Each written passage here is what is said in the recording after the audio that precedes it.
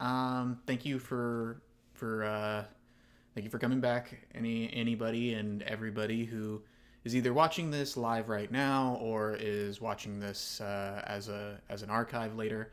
We're gonna be playing more Seth Rogen Country 2. Uh, this time, I'm not sure how far we're going to get.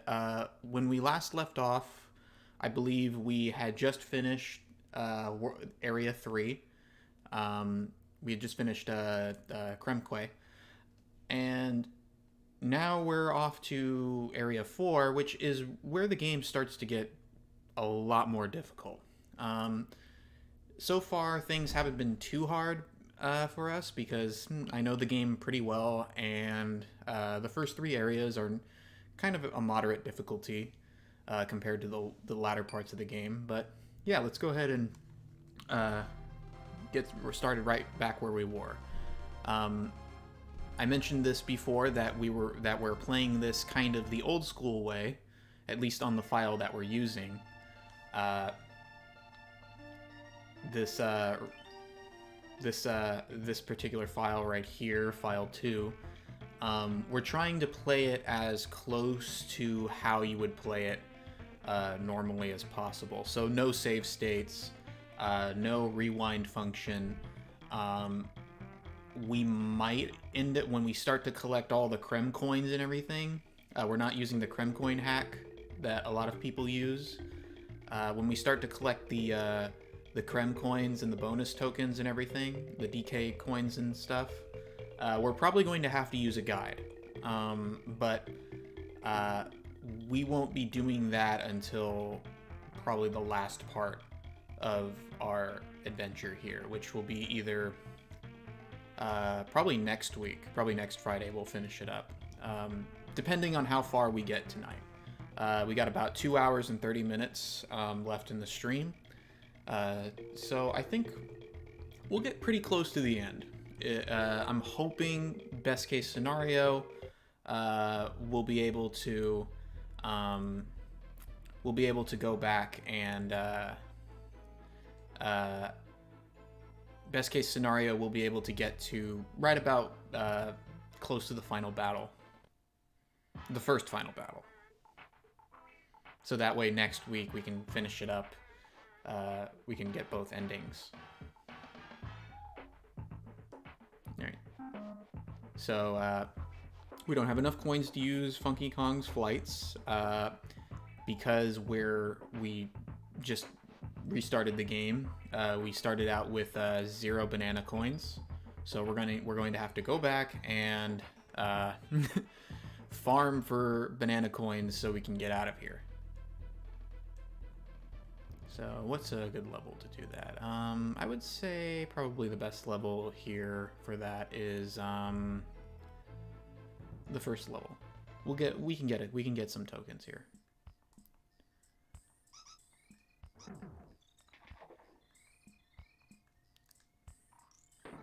Here, get that.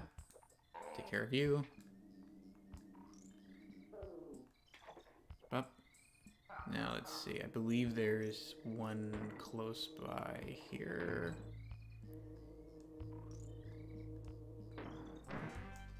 Oh, here you are. We didn't get Ramby before.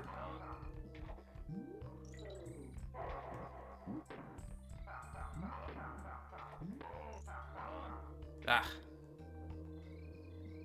Okay. Diddy, this is your job. So we're gonna use Diddy's jump to get this. I'm just trying to get the Kong letters and some bananas here, so that way I can get some extra lives, because the life counter also restarts, if you remember right. Oh, sorry, I was busy talking.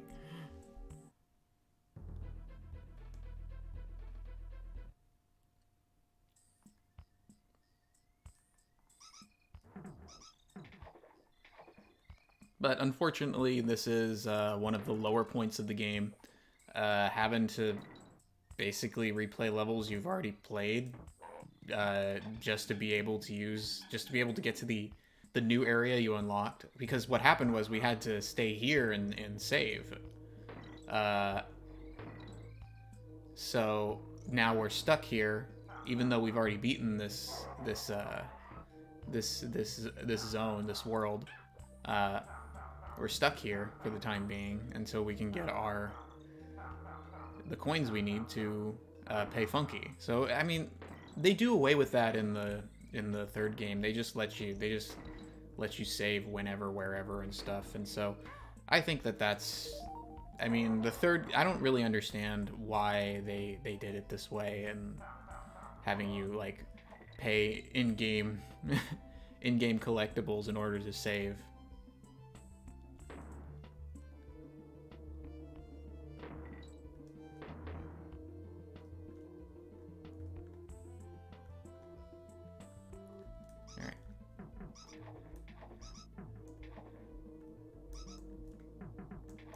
Go.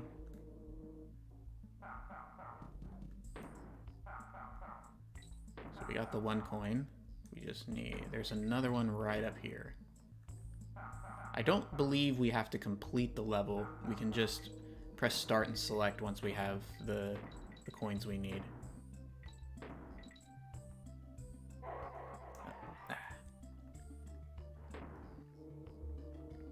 The gator guys.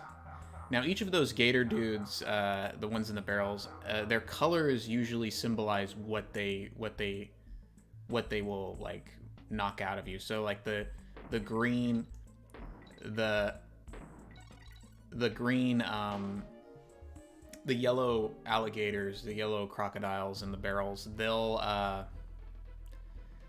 when they hit you, they'll knock your bananas off, and there's red ones that knock your lives off.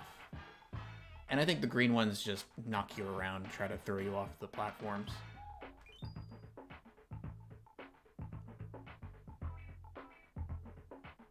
Alright, so Kremland, Crazy Kremland. That's the next area. So this is man, these are the this is the area that has a good chunk of the honeybee, the beehive levels, and I don't really like these levels very much because I just don't think that the whole gimmick in these levels is you have the sticky honey that you stick to on the ground or on the walls, and you can't move. You have to jump, and it just doesn't feel as like tight or I don't know. Sometimes it doesn't feel as tight or as responsive as it should be, especially when you're on the walls. It just starts to feel irritating.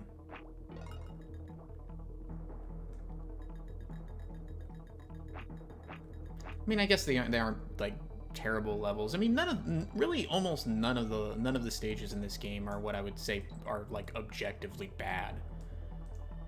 Oh, look, it's a little nice animation. She starts licking it.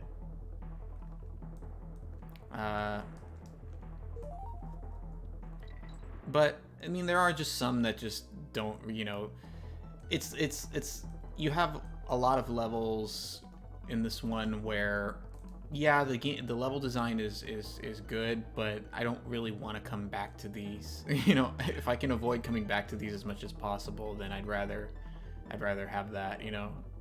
It's one of those. Some of the levels feel like that. And I think that's a little different than saying a level is, you know, bad. A level can still be a well-designed level and just not be something that's, you know, where you feel much of an urge to go back to it. Just because it's either, you know, too long or too obtuse or just, you know, demands a little too much from you. Yeah, so you won't move. You gotta be careful. Ugh, that's stupid. Oh, great. Oh, over here? There. Okay, so if right here, I believe. Yeah, so you can't jump. You can't move. You have to, like, hold. Okay, so I'm holding right, like, away from the wall, and then jump. And then press left again to go up, and then sometimes you just don't go up as far as you know, you'll be doing that several times and just staying in the same place, and that's just kind of annoying. here. Boop. There. Okay, so here's our friend, crap, what was the spider's name again? This, I don't know. He's just Game Breaker. I'll call him Game Breaker because he breaks the his little platform thing is just kind of ridiculous. Spinner, I think is his name is.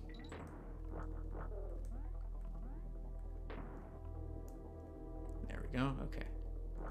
So luckily, if you can keep him, he makes everything pretty simple.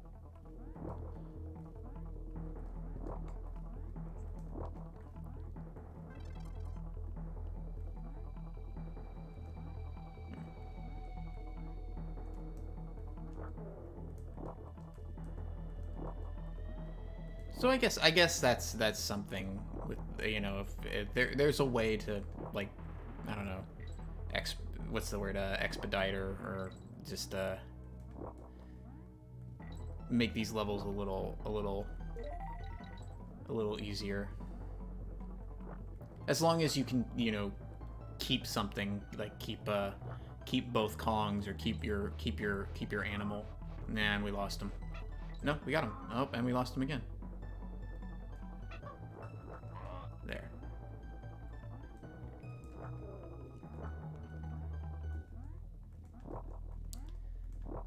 But then that also shows that maybe they were aware that, yeah, people are not going to some people are not going to like this level very much the normal way we've designed it. So we're gonna have some way, like some hacky way to get through it more easily if this player can just do this, keep this one item or one companion.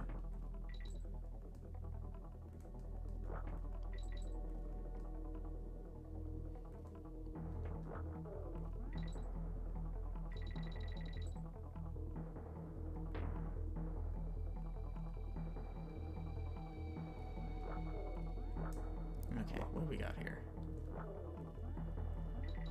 Ooh, bananas. Oh, and there it is. Got it. Alright, so we got a life and the DK coin.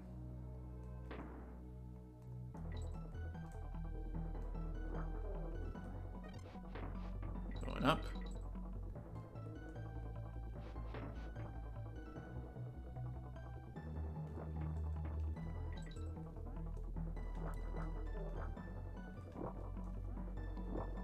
God, man, I would hate to have to go through this without without the spider. Ah, no. Get back. No. Ah. Dang it. Damn it, damn it, damn it. Well, at least we got the DK coin and we hit the checkpoint. This level feels very long as well. Like, yeah, some of these stages it's just you know, it's kind of ridiculous. Sometimes it feels a bit ridiculous just how long some of them are compared. I mean, it's not as though they're all the same length.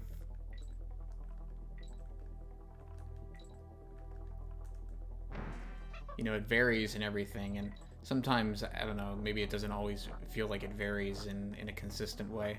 It's just like, okay, well, we don't want the player to progress too far too soon just yet, so yeah, we'll go ahead and just, you know, we'll just go ahead and crap, now I don't know which direction I'm going.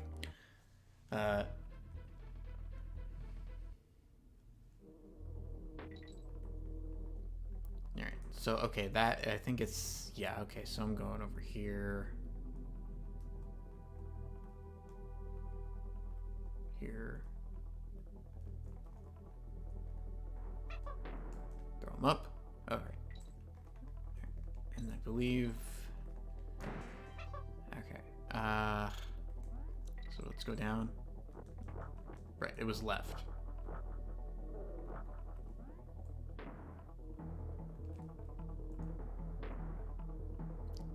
Luckily, they programmed the bee. What the?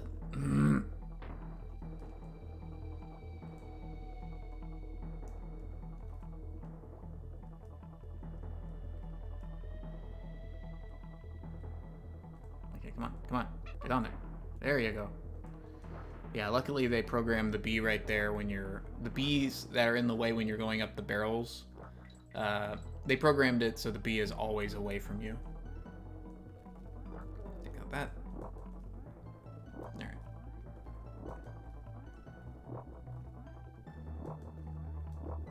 I think the banana coin is... Yeah, it respawns. There you go.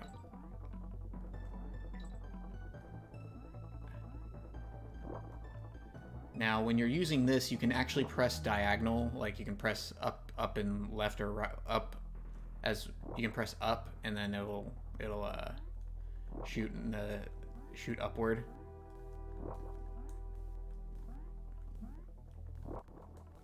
So you don't always have to jump.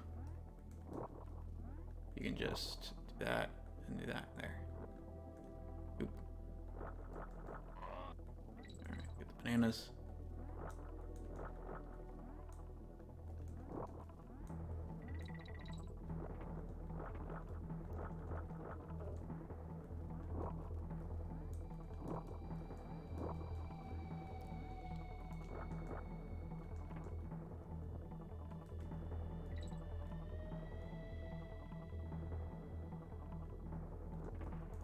There you go.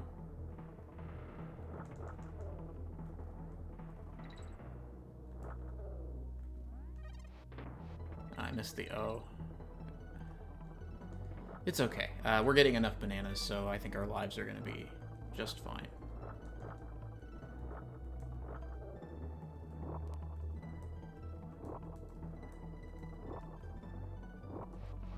Ah, damn it.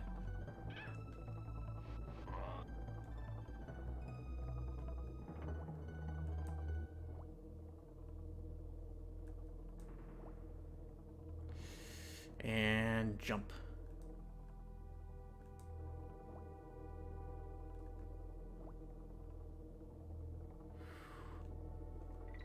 All right, got it. That means, yeah, the end is right here. We almost kept the spider just long enough to get some extra alive.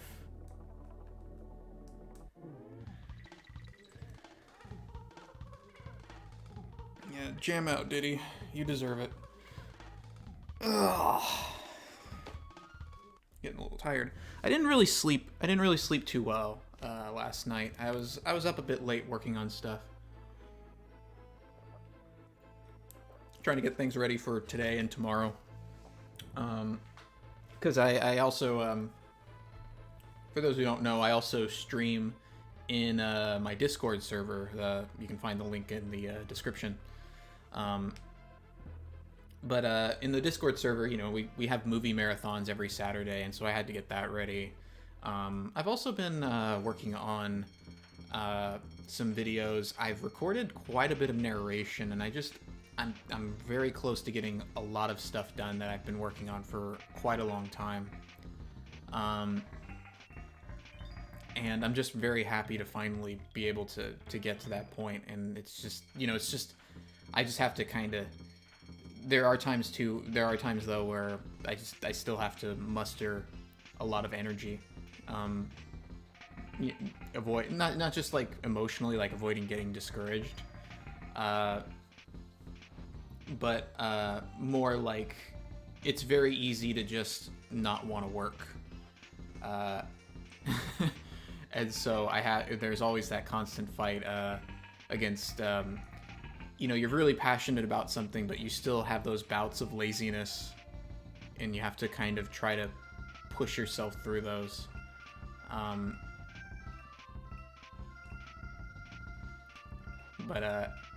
You know, yeah, I mean, things are coming along pretty well on that front, and so I'm gonna be happy to be able to show off some of that in the next week or week and a half.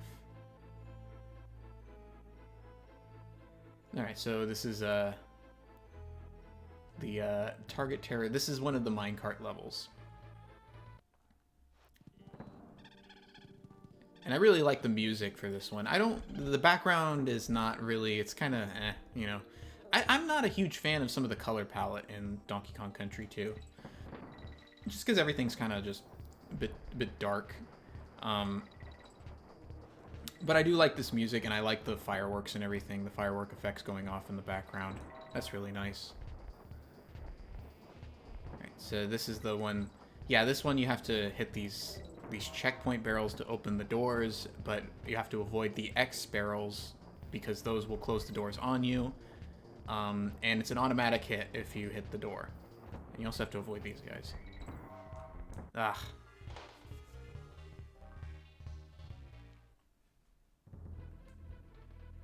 I think I showed this one. I think I showed a little bit of this one off, or one of them. Yeah, because last week, I wasn't sure if I was going to come back to this, so I went on my complete file and showed a few things that just in case I didn't come back to it, for this week. And I think I showed I showed off some of these, this one's minecart levels. I mentioned too that the minecart thing is sort of iconic for Donkey Kong Country, but there aren't really a lot of minecart levels in the first DKC. And even here, you know, yeah, there's a few more minecart levels, but they're not like minecarts. You're on a roller coaster. So the aesthetic's different, even if the whole gameplay mechanic is the same.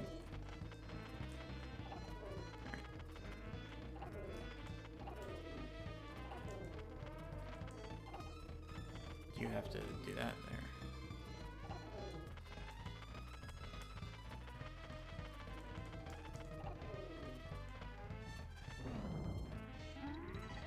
Got it.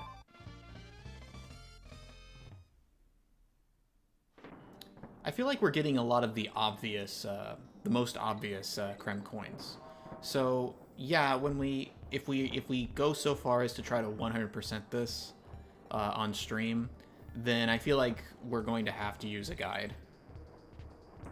And as I was saying, there's no shame in that. That's how this game was meant to be played. You weren't really meant to find all the Krem coins on your own. You were meant to buy the player's guide.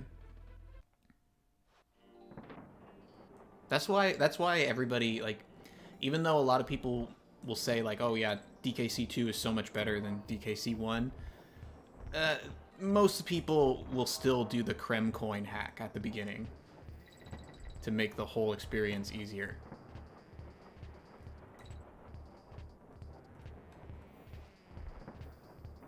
Because almost everybody who's played this game should know by now that a lot of the secret stuff is just, kind of nonsense.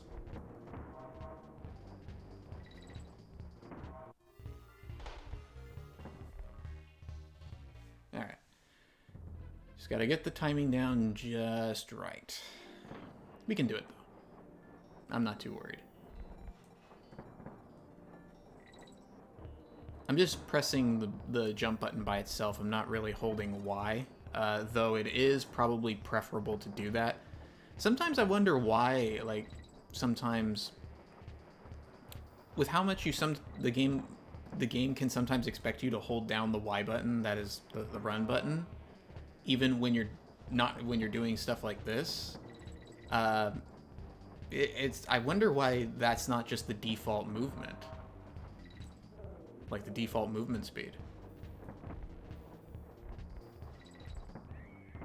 Okay, jumped a little too early. I probably just need to wait and collect the bananas and then jump. That's probably they're probably expecting you to follow the banana trail and then leap off at its end. Up. Jump up. Up.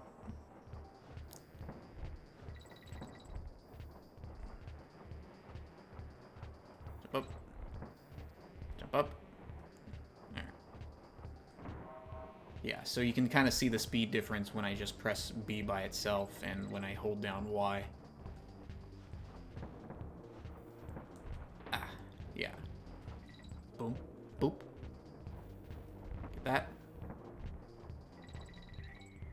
Oh man. Yeah, you can't jump over it. I did get the jump that time, I just missed the barrel. Alright, come on, Dixie.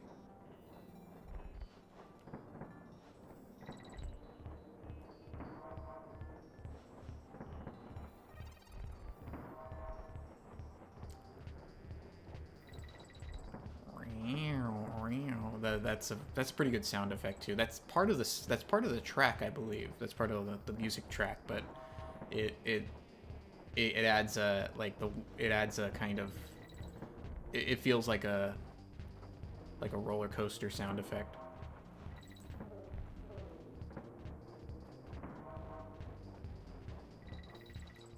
Got it.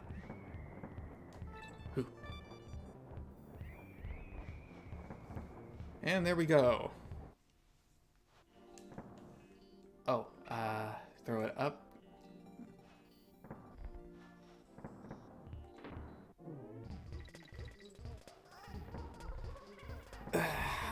We've mostly been beating a lot of these levels as Dixie, but it looks like it's Diddy's time to shine.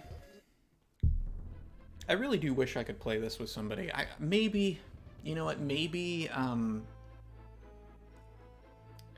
I don't know. Maybe I might arrange something for DKC3. I'll see if somebody in the Discord server who has a Switch and the Switch Online would be willing to join me. I mean, or I could just do it as a playpen episode. That might be something. Switch it up. So the first DKCs that we played were live streams with just myself, and maybe we can play the third one as a playpen.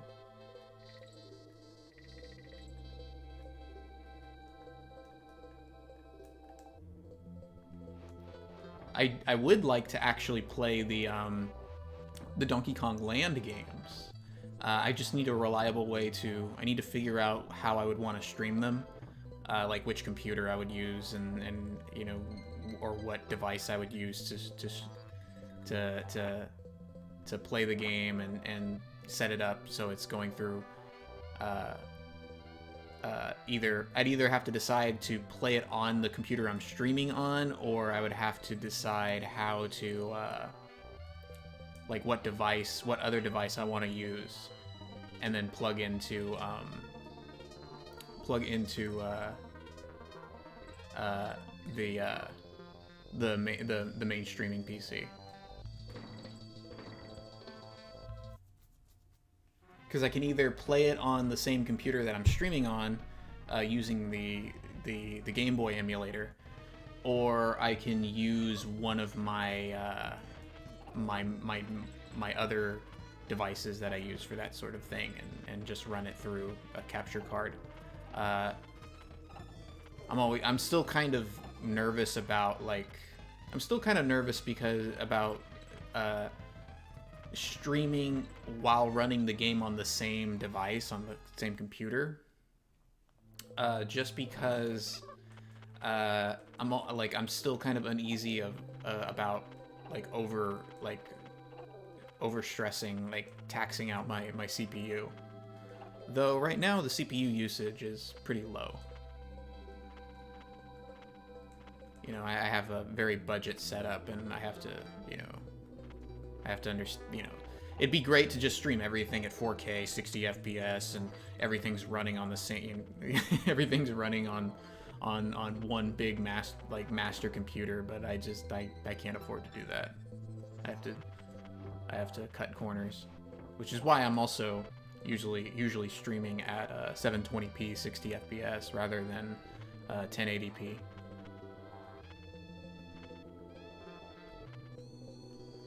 I believe there might be something over there, but I just want to get through here.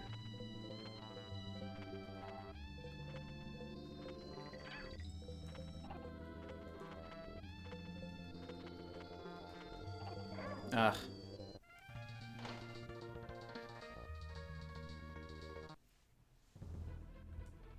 Bramble Scramble. Yeah, these levels with the frickin' parrot, they can be nerve-wracking.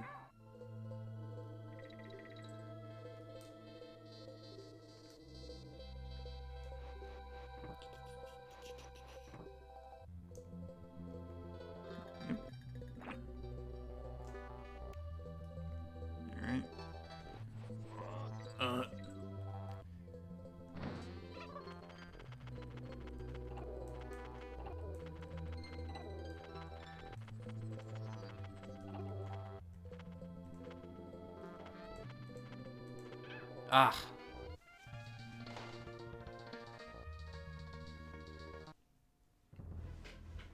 Adjust myself real quick. There we go. So what's been happening in the world of video games? Oh yeah, everybody was kind of. I posted about it in the Discord. I guess we could talk about the. I guess we could talk about the whole. Dang it. Well, gotta go fishing for lives.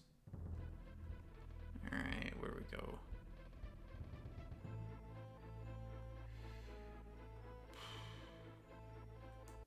Or maybe I'll just save.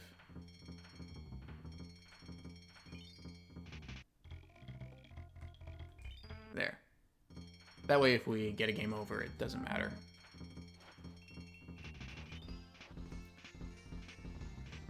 But I should have taken the plane back to the Gangplank Galleon, because that's the first. It's just like with DKC1, the first two levels when you restart the game and your life counter resets. It's those are the easiest levels to farm for the lives that you need. Okay.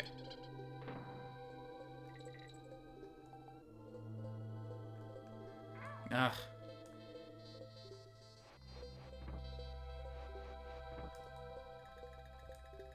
Boing. Got it. Alright, come on. Come on, Squawks.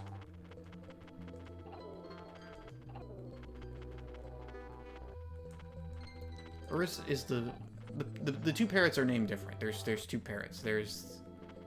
No, this is Squawks. This is the green parrot is Squawks.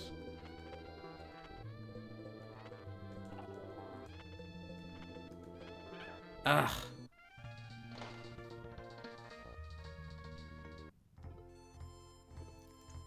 Well, that was our first game over since we started this last week. I guess it's good to be able to show the game over screen. It's a lot less scary, in my opinion, than the game over screen in the first game, where they're all in the dark and they're all beaten up.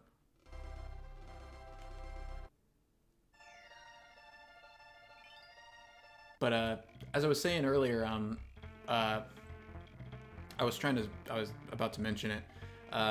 We were talking a little bit in the Discord server about the whole thing. I guess the DSi shops and the Wii shops have been closed down supposedly for maintenance, and that was worrying people because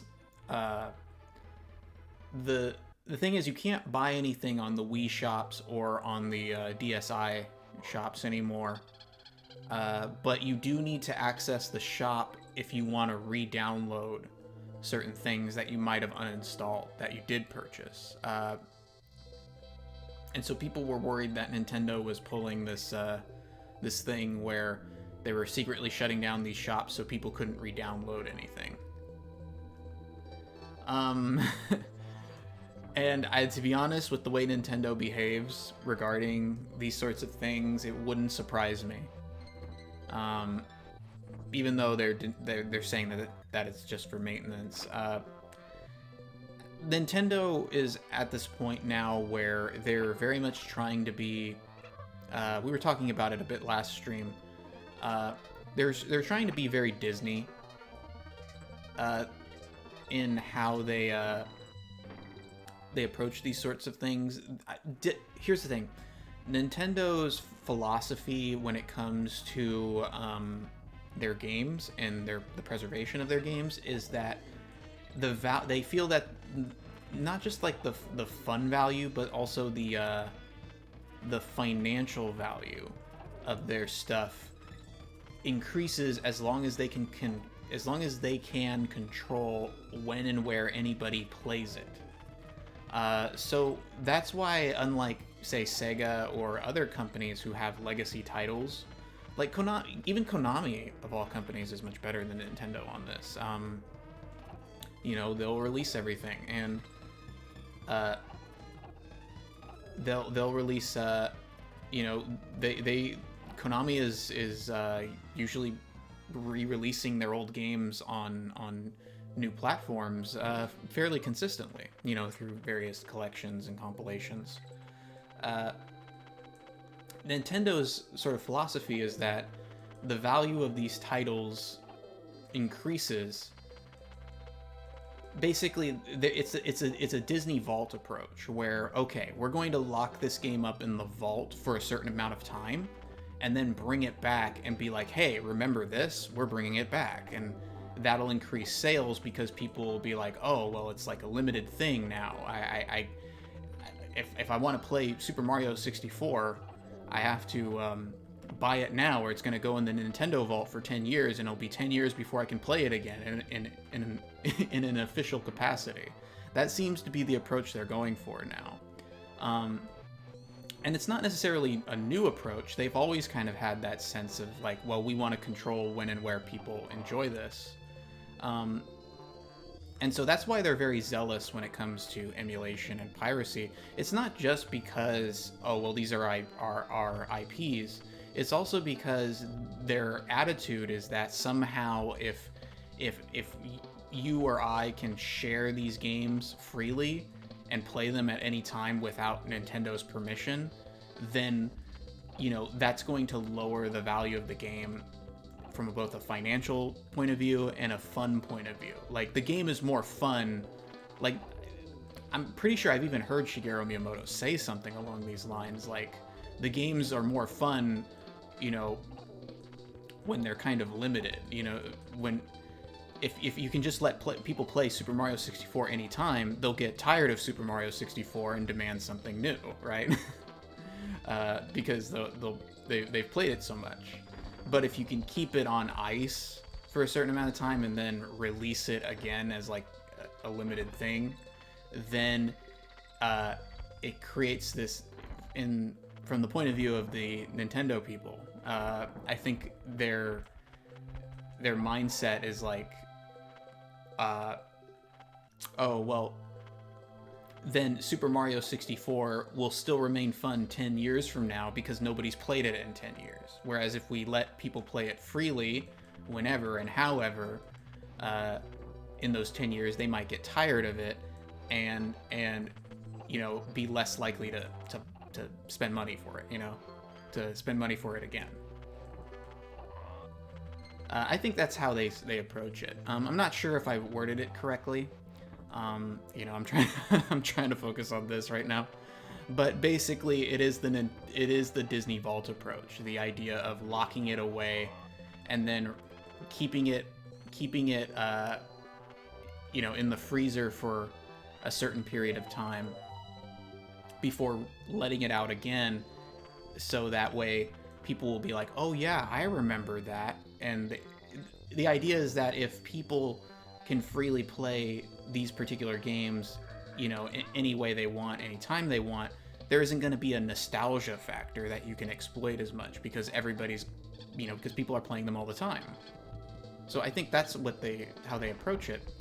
And I think that that's a mindset that is very, for those who like these games, and for those who like, you know, a lot of times these games are kind of seen as, especially with a lot of classic Nintendo games, some of these games are seen as rites of passage almost.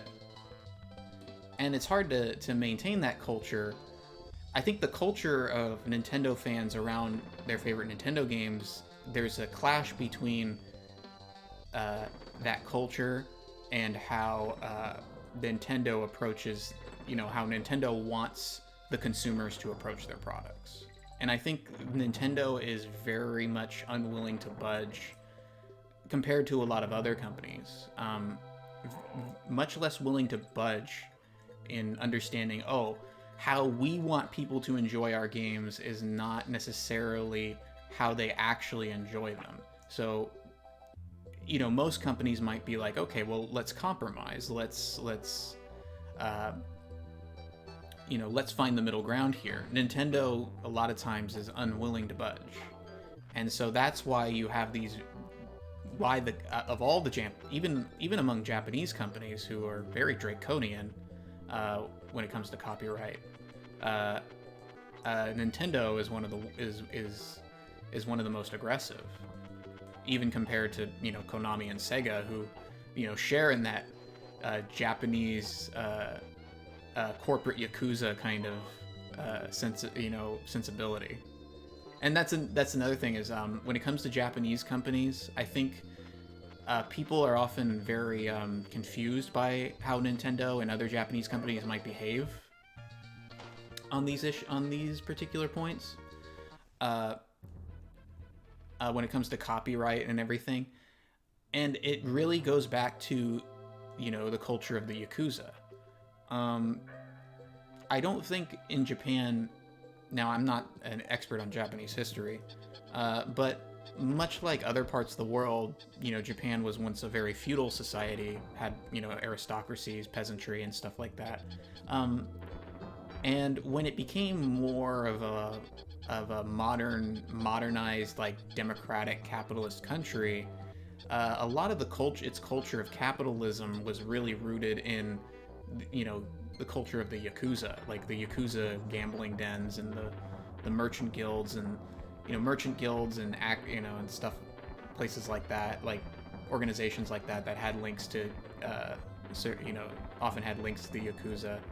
And so I think that there is a kind of a yakuza mentality that permeates Japanese corporations and how authoritarian they can sometimes be.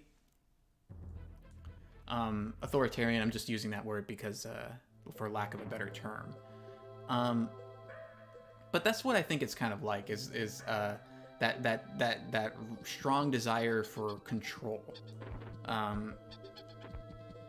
Control over when people can enjoy things, where people can enjoy things, how they can enjoy your products, and where there's a kind of a desire for control that can sometimes feel a bit foreign, simply because, again, I think it's the difference between it probably goes back to old, like, yakuza like how yakuza gambling dens and places like that were run. That's just my theory. But yeah, I think that with Nintendo just needs to understand that they can't control that. Like, other Japanese companies have started to realize that, to some degree. They've started to realize that some of the old methods of in the digital internet age just don't, you can't really apply those same methods of control that you might have had, that you could have applied before without really any problems. But now it's a whole different ballgame with the internet around. It's like how I guess Gabe Newell was like, you can't stamp, you have to compete with piracy. You can't stamp it out. You can't stop piracy. You just have to try to compete. Compete with it. And I think other Japanese game companies have started to kind of understand that. They much of the, there's still those certain formalities that have to be engaged in simply because you can't, you still have to sometimes assert your rights over your own IPs. But some Japanese companies have kind of come to understand, that compete with piracy rather than try to stamp it out. And Nintendo, I don't think, has really adapted as well. And in fact, and arguably, they've gotten worse.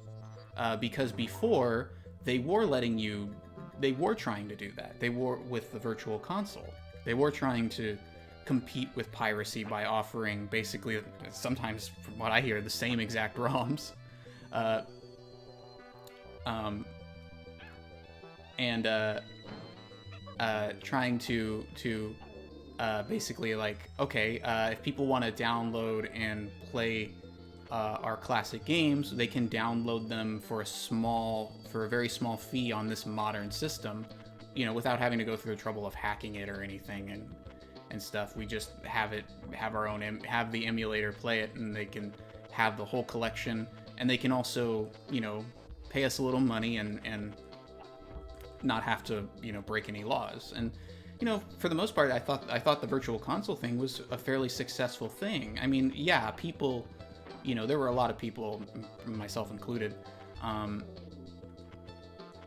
who, you know, we still just did things the tradition, you know, the way we'd always done them. But, you know, there were other, you know, a lot of people just were like, hey, you know, the company that owns the IP owns this game, is making it available on my new system for a cheap price. I don't have to go on, go scouring through the internet and avoid getting viruses and stuff. I'm down with this. I thought that was a pretty successful business model. I mean, but now Nintendo is like, okay, we're taking the virtual console. We're also taking away the shops that had the virtual console service, and now we have all these games are locked now behind, unless we release them ourselves, all these games are locked behind our subscription service, and where we can basically turn them off at any time. You don't even actually, like, people have to just keep paying if they want to keep playing these games, they have to pay the subscription fee. And we can take them off at any time. And if we do release the games, like, individually for purchase, as we saw with the Mario 3D All-Stars collection, they can just make it so it's limited edition. You know, after a certain amount of time, you can't, not just that you can't buy it physically, you can't download it because we're taking it off our own shop. And that seems very regressive. You know, Nintendo was never super ahead of the curve, sure. At least not on that front.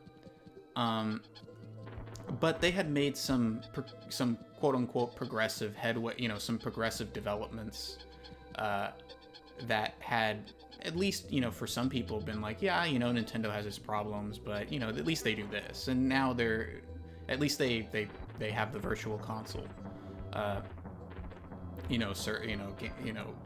as a service. And now they've sort of regressed, and now it's like, oh wait, you know, we can create an app and that we can turn off at any time, and nobody has to actually like own, quote unquote own our classic games, and we can basically control when and where they enjoy them. Like, that's perfect. That's exactly what we wanted. So they've kind of regressed, I feel. They kind of gone backwards. And I don't see any sign that they're going to, I don't see any sign that they're at all going to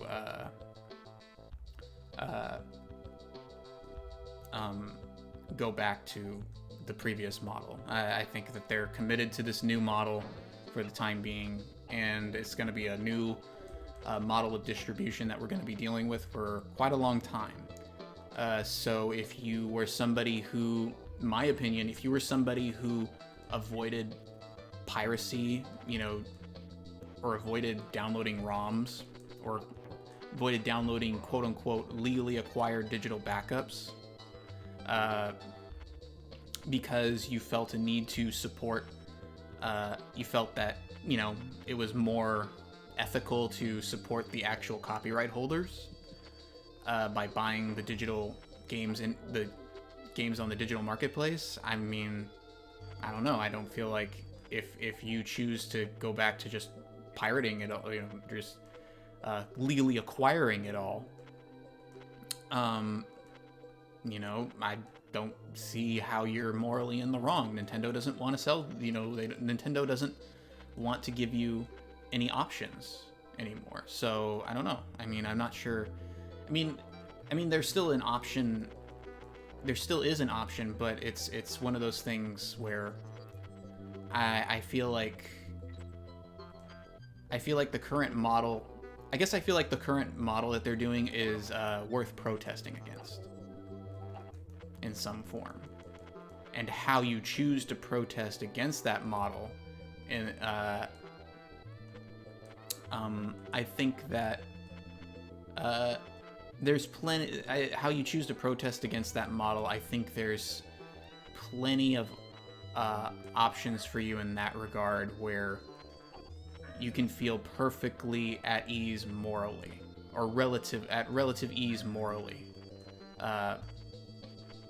if you're not doing it in the exact way that Nintendo wants you to. Does that make sense? Trying to kind of stay a little politically correct here, but I hope I'm conveying that clearly.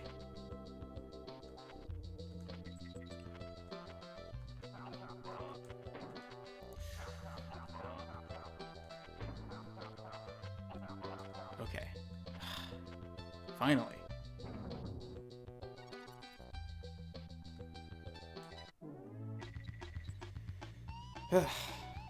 We did it.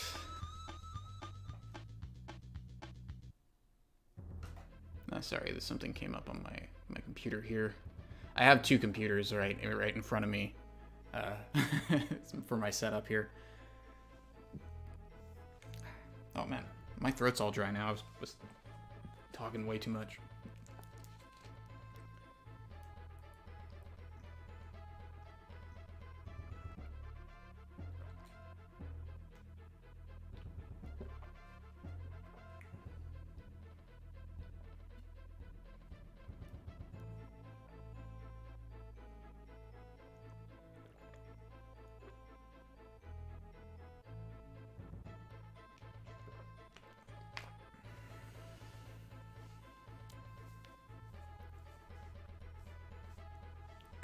All right. So what's next? Rickety Rage. Rickety Rage.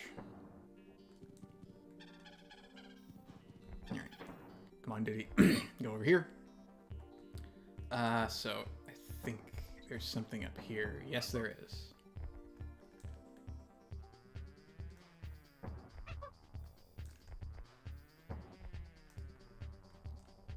Fly over here. Yeah, here's the bonus. Alright,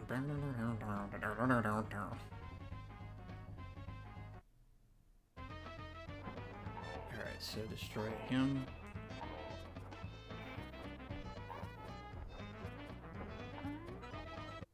Cool. So you don't have to actually destroy them all there, you just have to destroy enough of them.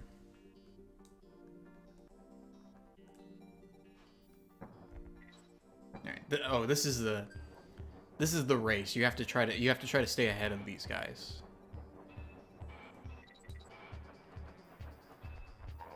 Gotcha. And just bump them off. They're expecting you to get rid of all of them, or at least get ahead of them. Because I think that usually the way I do it here is I take them all out. But I got lucky that time and just managed to jump ahead of him. Ooh.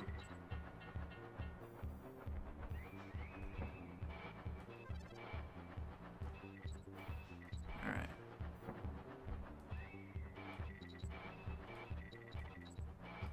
No blinking allowed. Come on, there you go.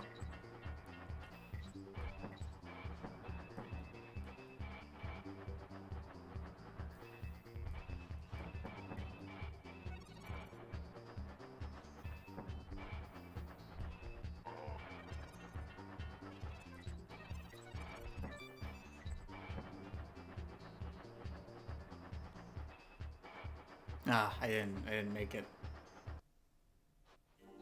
Oh no, I did make it. Oh, I think... How does that work? I think the way it works is that if you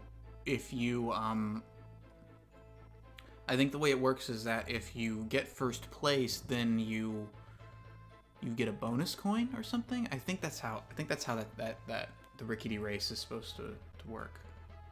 I thought it was, for some reason in my mind when I was playing it just now, I thought I had to get first place in order to beat it.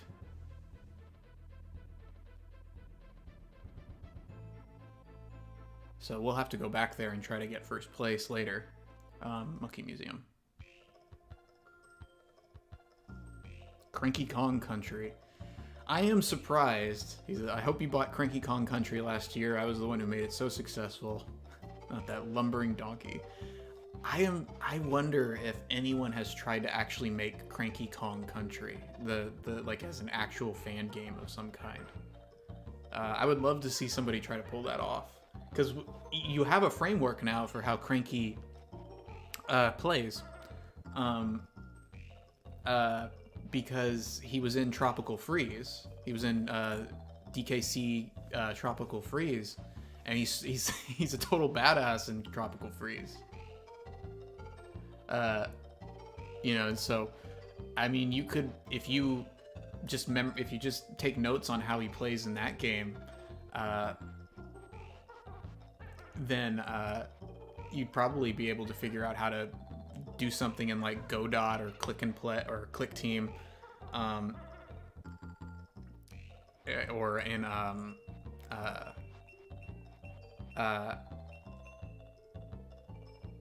or in what's it called? Or in like see, there's Godot, Click Team Fusion, or even like Game Maker. I would love to see somebody try to pull it off. Somebody out there, if you can hear me, make Cranky Kong Country in Game Maker or Unity or something, and put it out there, and try to make it like as if it came out in this era. I would love to see it, and then I would definitely stream it.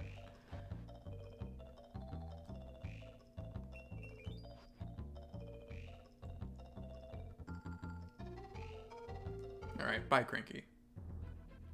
Let's get some lives. We were not doing so good. Ah, dang it. All right. So we'll have to come back here to Swanky's thing to get lives. Just we already spent our coins. I don't remember this one. This is Mudhole Marsh. Which one was this? Okay, yeah. This one isn't too difficult. I think we'll be able to get through here.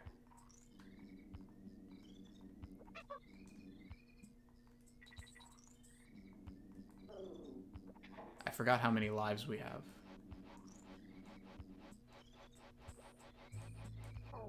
Yeah, you can use those guys to your advantage, but they're also very dangerous because they just throw you sky high.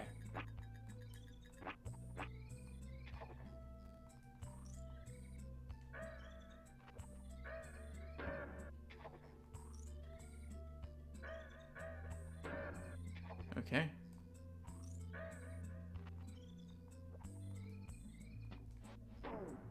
Get out of here. Jump up. Up. And jump up.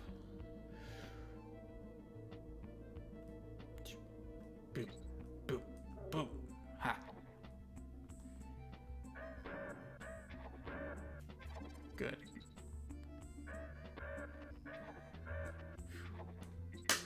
Just taking it easy here. Not trying to do anything too daring. Just trying to survive. Here we go. There we go. Got it. Oh, good. Thank you. I forgot what those guys are called. Alright.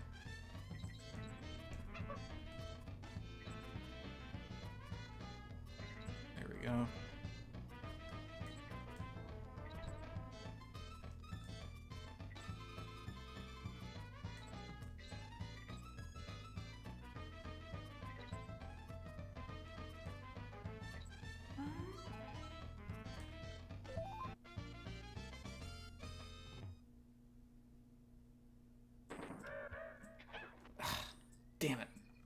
don't want to do this with Diddy.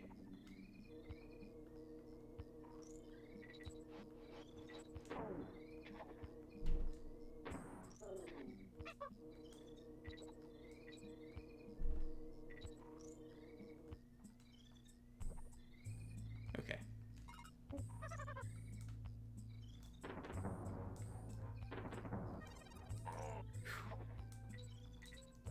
Get Konged.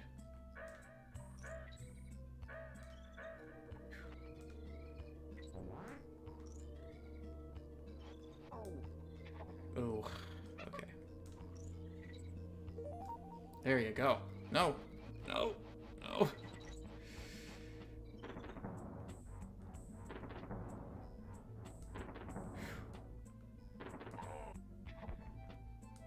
Got it. We're doing all right.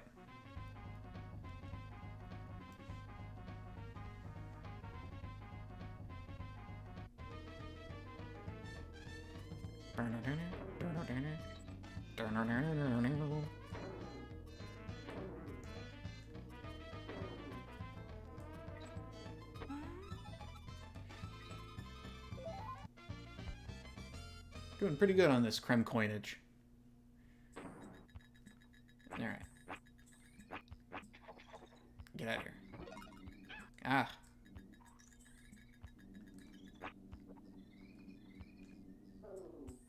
Alright. Skills. Mad skills.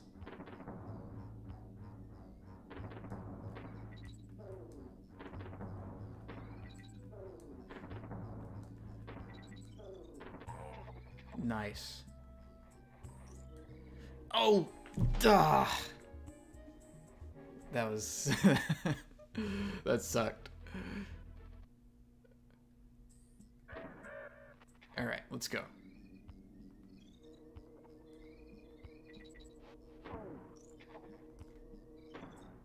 Okay.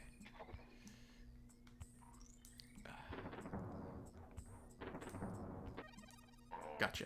Okay. Switch to Dixie.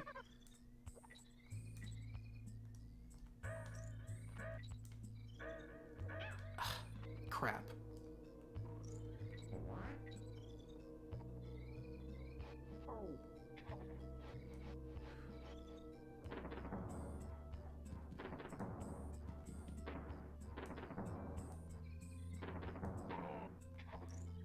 We don't need to do that.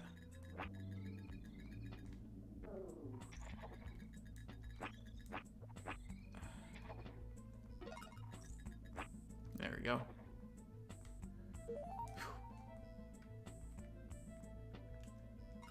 Switch over to you. All right, Dixie, come on. Ah!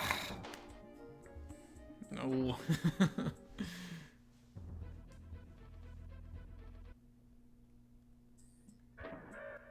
We've almost got it. It won't take too long. There we go.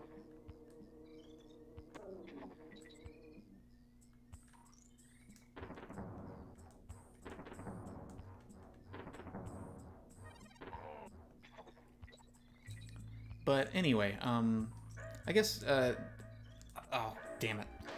I guess to kind of continue what I was saying before, just kind of try to sum that all up.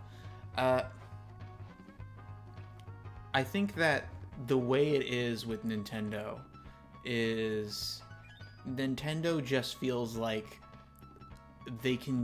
if they can kind of control the scarcity of something, then particularly for their famous IPs, they can better capitalize on the nostalgia when they choose to release it or re-release it in whatever way they choose, or whatever way they decide. You know, and so they'll go through they will stretch the boundaries of copyright law to its limits in order to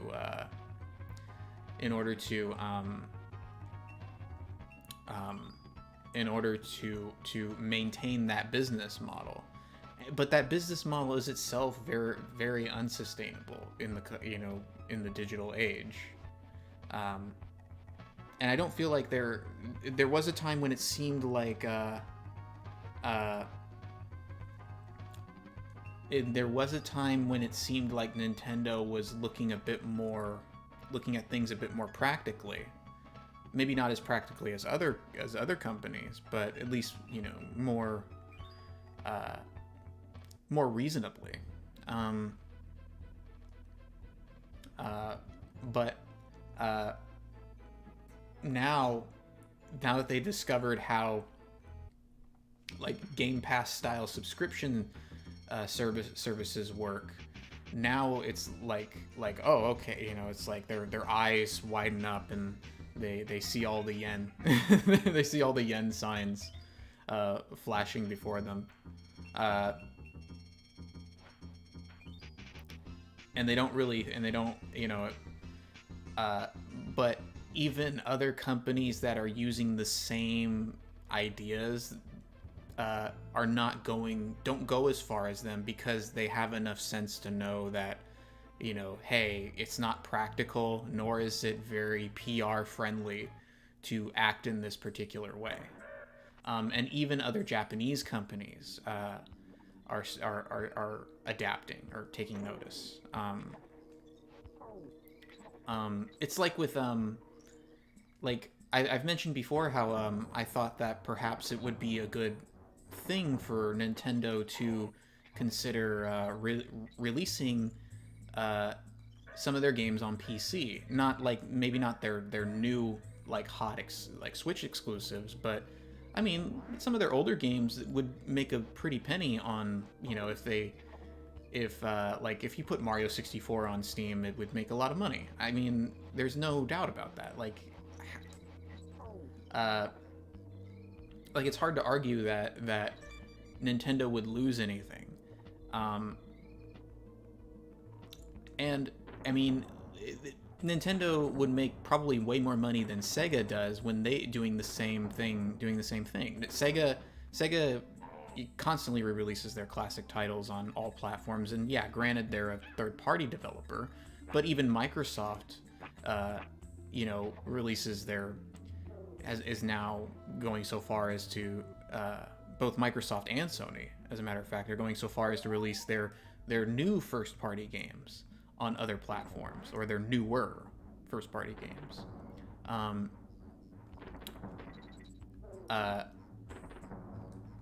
And so, but Nintendo could make a killing, you know, putting their classic games and some of their relatively more modern titles, you know, ones that have been around for a while, on other platforms, at least on PC of all other platforms.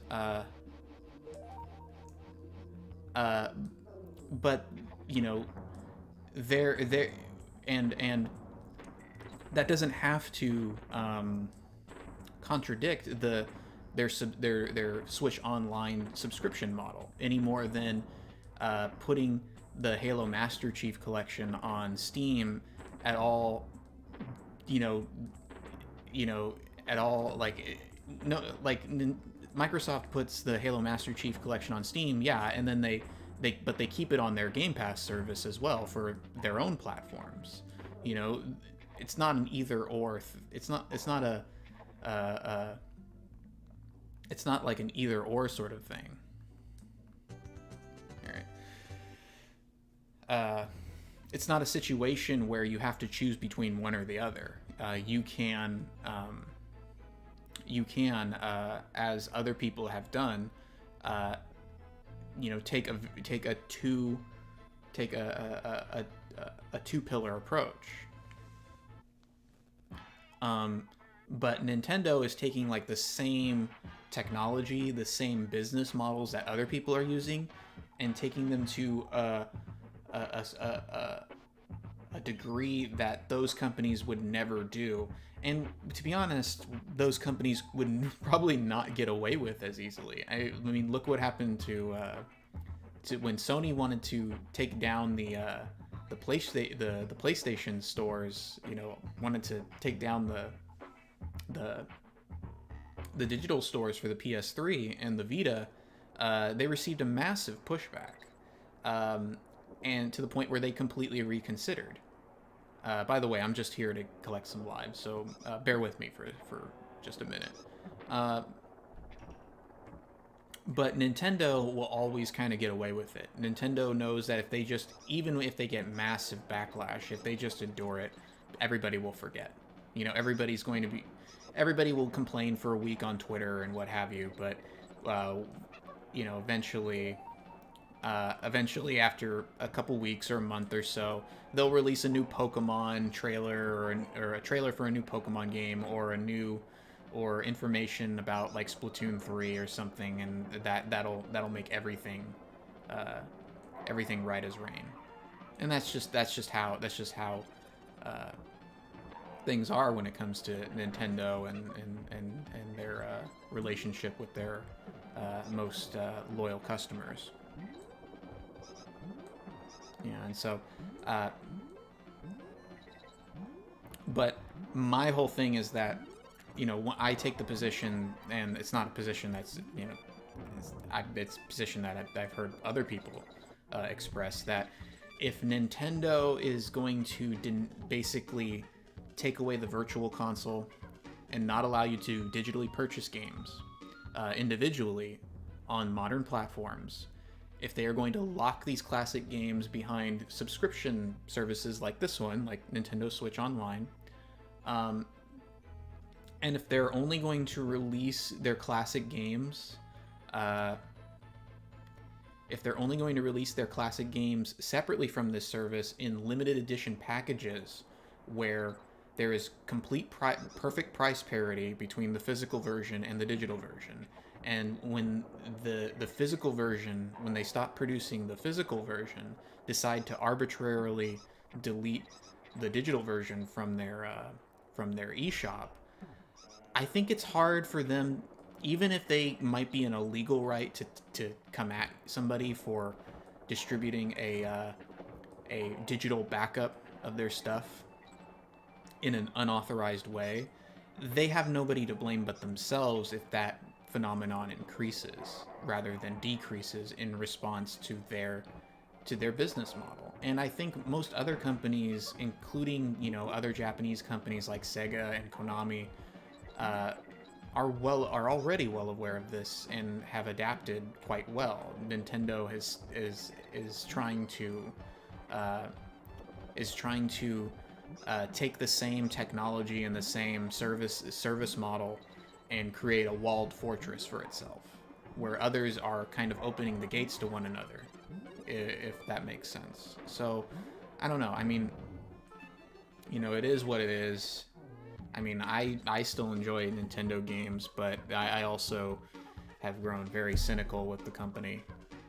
Where around the start of this particular generation, I was very supportive of the company because I felt like what I was seeing at first, I thought, hey, you know, Nintendo might be learning some lessons, you know, but you know, they had an initial, you know, a sort of moment of clarity, you know, and at the beginning, and once again, they've put the blinders back on, and we're sort of right back, kind of in a lot of ways, we're right back to square one, and in other ways, we're kind of worse off. If you know, you're kind of worse off now if you're a Nintendo fan, in some respects. I mean, I guess, you know, the response would be just like, oh well, the Switch is, you know, come on, you know, the Switch is still selling, like the Switch is still printing money, so it obviously they're not doing, they can't be doing everything wrong. And of course they don't do everything wrong. It's just, I'm talking more about the, you know, the state of those who are fans of their, you know, I'm talking more about the situation concerning their, like, the preservation of their IPs and the preservation and distribution of their classic game collections. Ah. Alright, this is another... Yeah, see, this is what I was talking about. There. You have to, like, roll the pad, and that's a little harder when you're using this split Joy-Con pad that I'm using right now.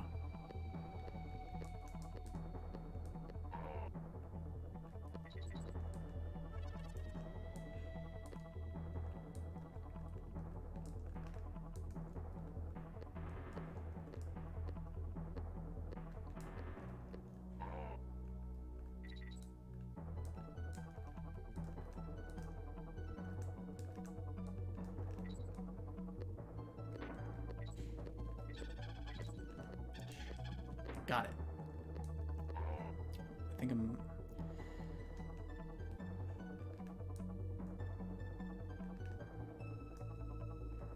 How do you get up there?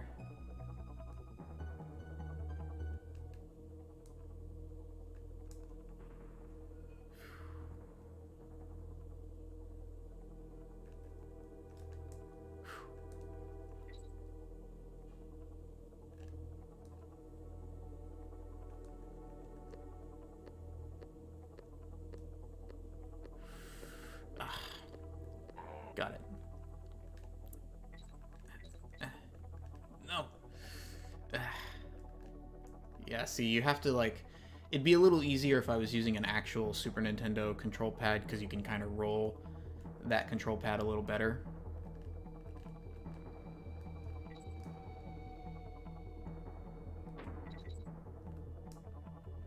I guess I could use the analog stick.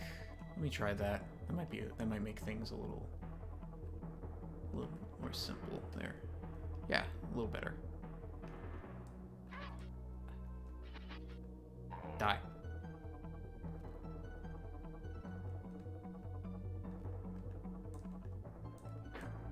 Alright. Here. Alright, so this is the part where you have to use the... Yeah, okay. I remember this. You're this is gonna be fun. The first part of this level is a headache, but I like this part. You gotta get the timing just right, but you can do it. I forgot how you...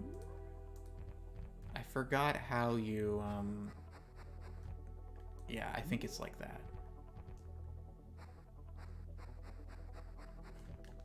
Got it.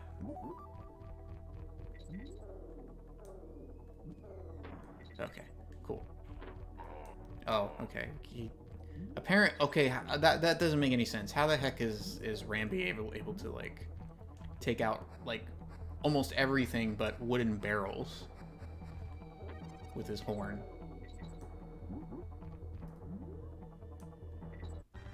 Oh, shit. Shoot.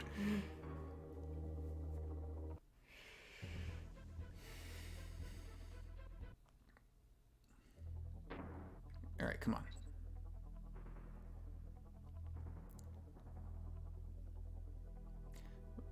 Anyhow, how did I get on that?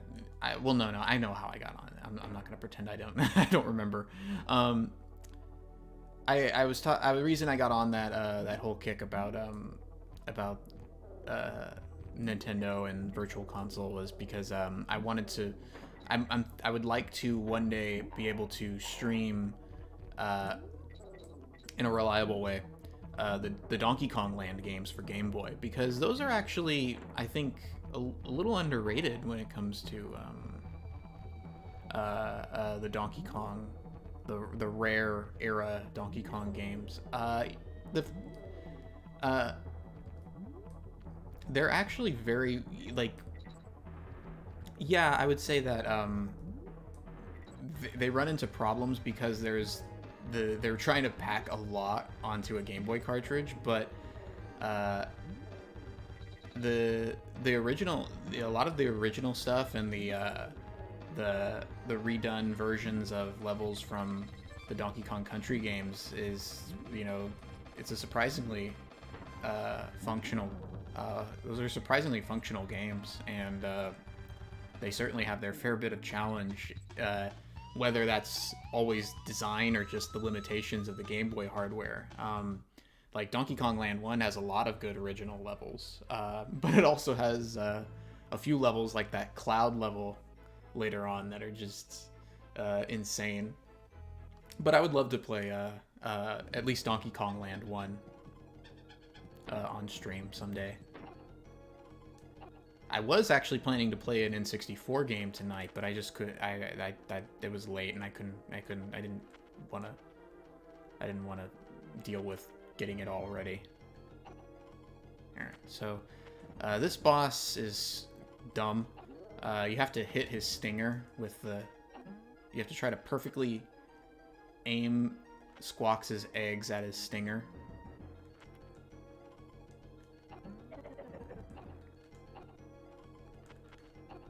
There you go. So it becomes like a like a horizontal shooter. Comes like R-Type or something. Ah. Let me take a drink.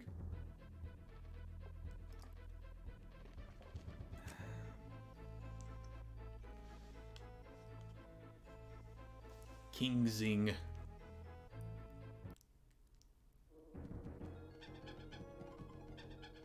Alright, so we get our extra life. I mean, you can kind of, I mean, you can kind of get through this just spamming the egg and just kind of,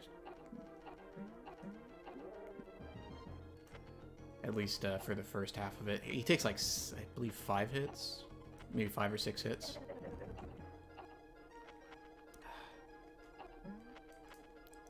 You also have to kind of really like control the momentum of the bird.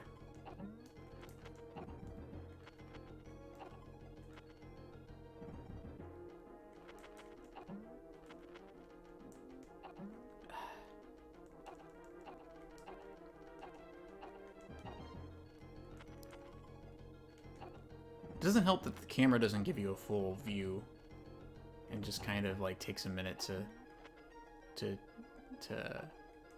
move to follow you. Okay.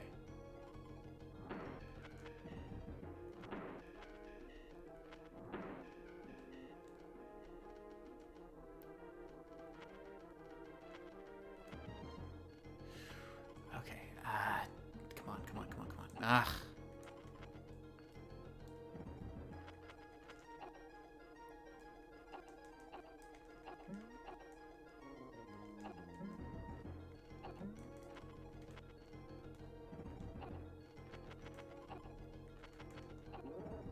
Alright. Is that it? No, you're not done yet.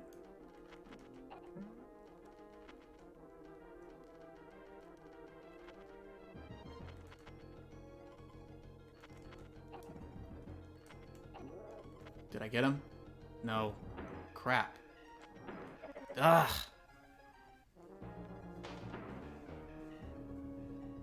Yeah, so he takes 6 hits.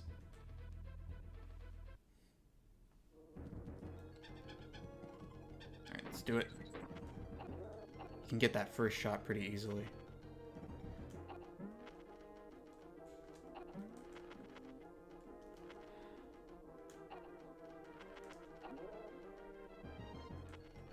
It's probably best to try to get behind him.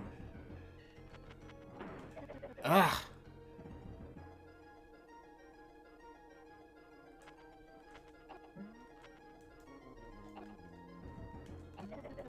Dang it. Ugh.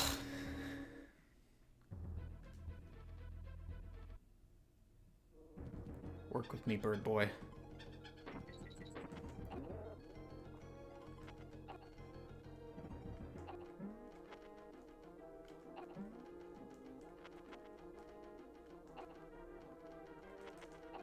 Alright, so I guess the trick is just to try to get behind him.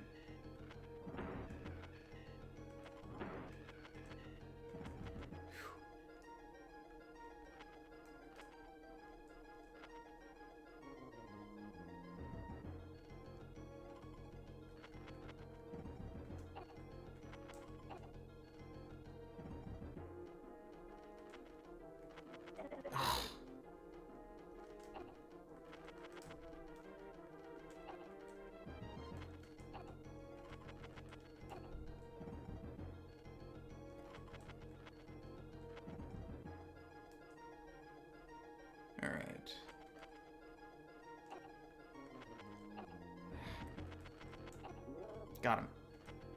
Okay. Down. Jump down.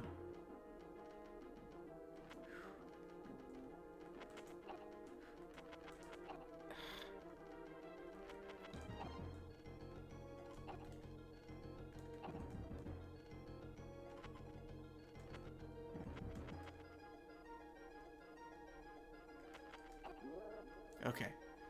So now let's go ahead in here.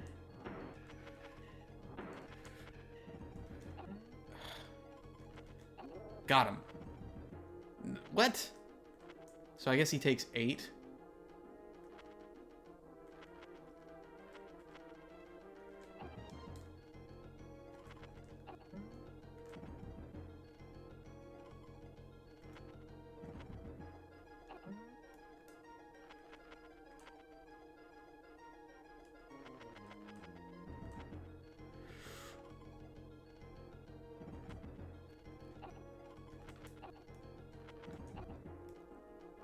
Come on.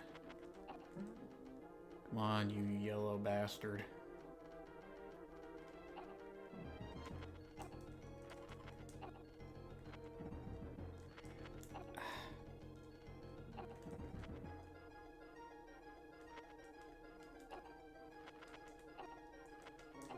Got him.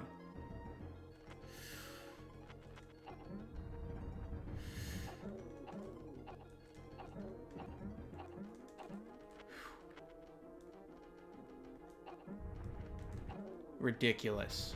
Ridiculous.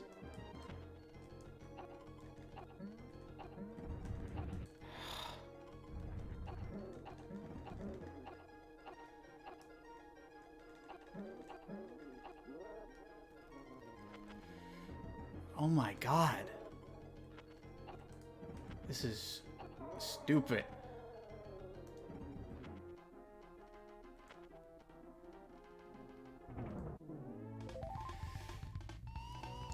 Damn. Yeah. That was like...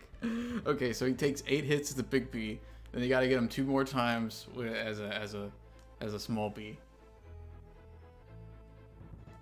Alright, so now we're off to Gloomy Gulch, but let's go ahead and go back to the Gangplank Galleon real quick.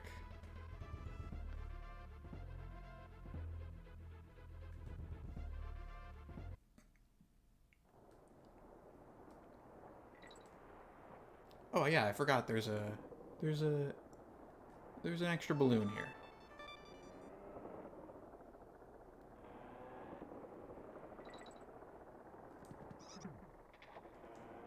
There we go. Over here.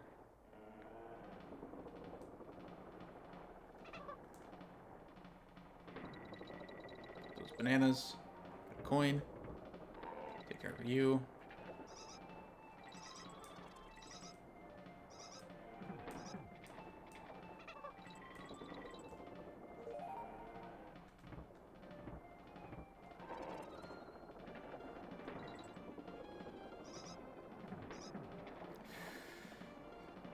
How much time? Okay, we got about an hour left. I hope I can get through Gloomy Gulch at least.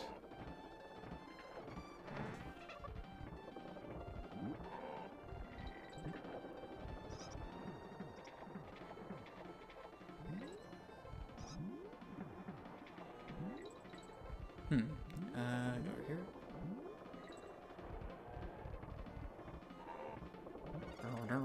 No.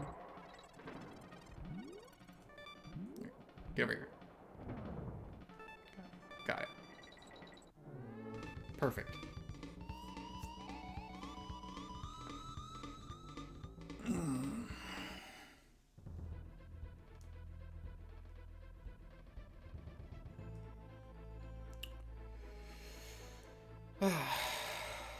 Alright, now go ahead and go to Wrinkly Kong.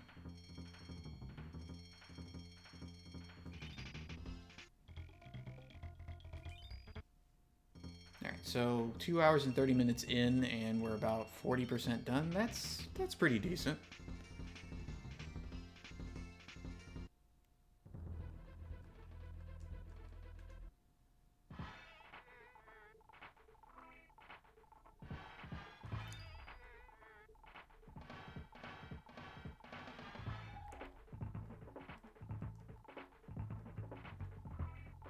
All right. Ghostly Grove. So this is the spooky place. But to be honest, this area right here, you know, this rejected map from Super Mario RPG, actually doesn't look very scary. I actually find it very relaxing, especially with the music. And you got the Mischief Makers ropes here.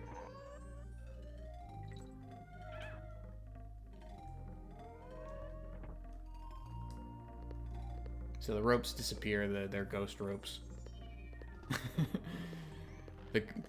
the ghosts of abused ropes who can't find rest.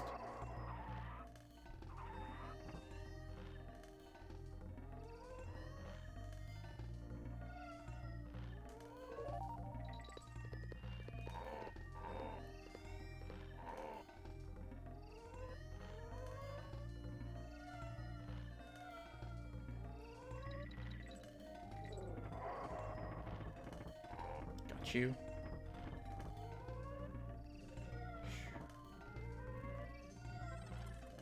Woo. I think I remember where some of the secrets are here. No, that wasn't it. I think there's one down there, but I don't want to risk it.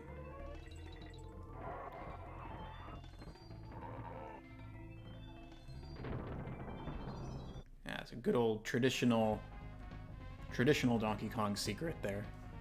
That's pretty much how most of the bonus areas in the first game are found.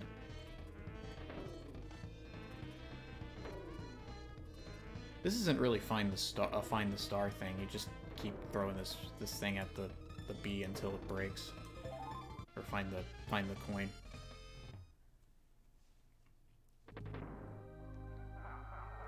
I think you can kind of see what I meant when I was mentioning last stream that some of the bonus areas in here kind of feel a bit phoned in, just because they want to be able to say on the box and in the advertisements, you know, there's a certain amount of bonus coins and bonus rooms to find. Oh, no.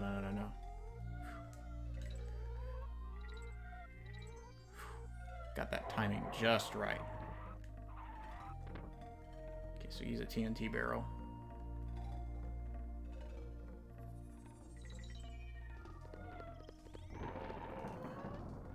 Alright.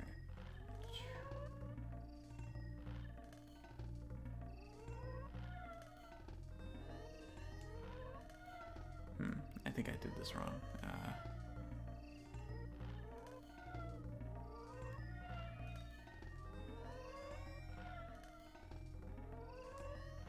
Yeah, maybe I can use Dixie here and just throw it up. Oh no.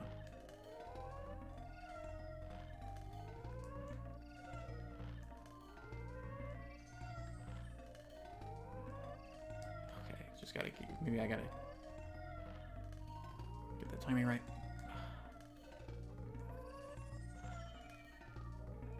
Dang. Okay, so how many seconds is it? 1 1000, 2 1000, 1 1000, 2 1000, 1 1000, 2 1000. Ugh, okay. 1 1000, 1 1000, 2 1000. Oh, Tacos is online. I guess he got a new Switch.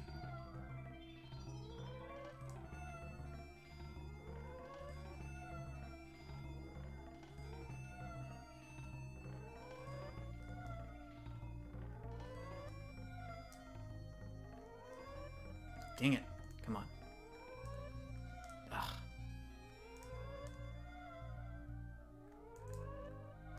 I pressed the jump button. I know I did.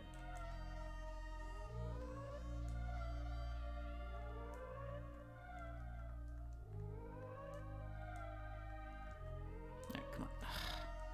Come on.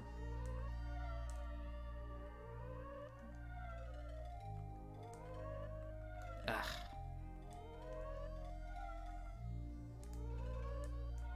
So when can you actually grab it? Okay.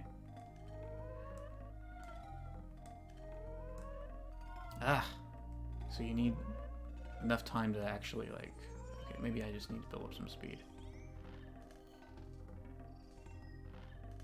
Maybe Dixie is just too slow. That might be it.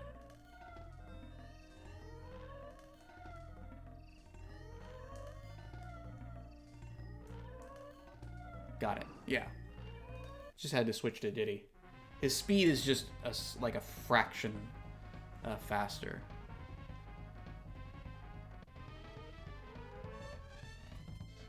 Okay.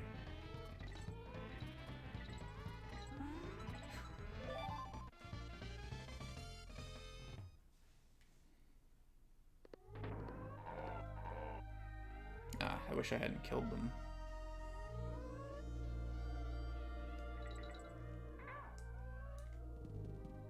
Ow!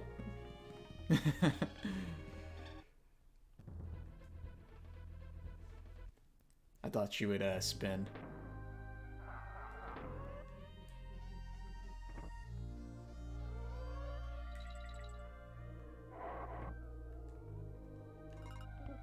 Yeah, I feel like they really want you to use Diddy here, just for his slight speed boost.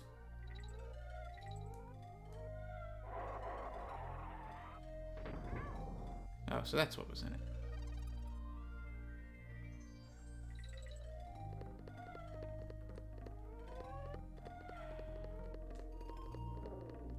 Ah!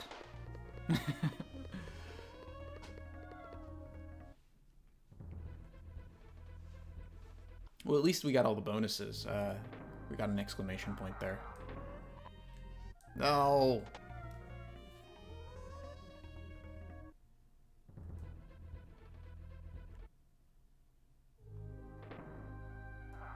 Take that. Take that. Alright. Diddy?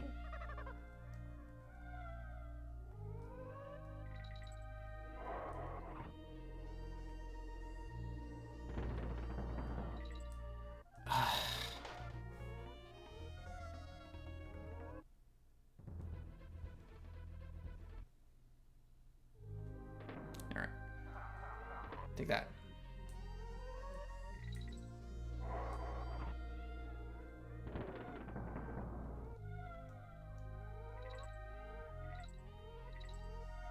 There we go.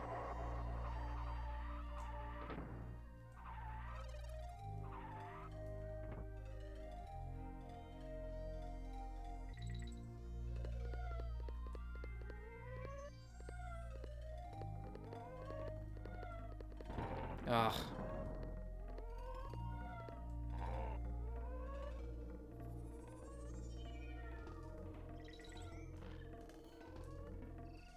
All right. There's something. I think you need those for something.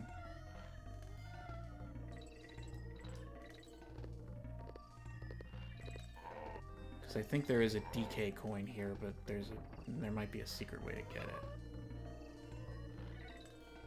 Oh, well, at least we got that.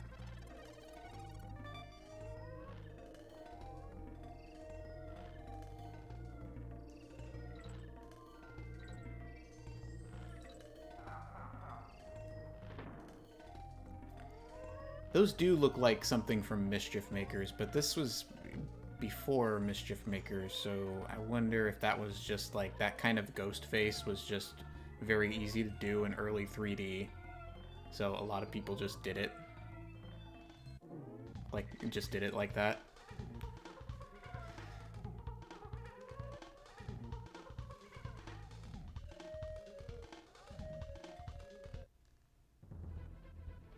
Alright, what do you got? What do you got for me, Cranky?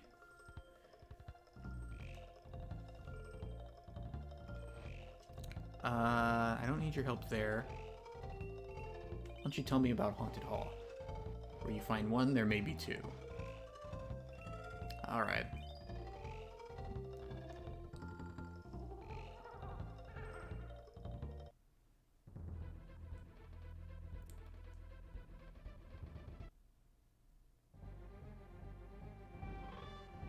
Alright, we got the... Yeah, this is they just we were talking about the soundtrack last stream, and I was mentioning how, you know, people give the third game soundtrack a little too much hate. And I said, like, oh well, you know, this one doesn't really, it has some tracks that aren't really much to write home about.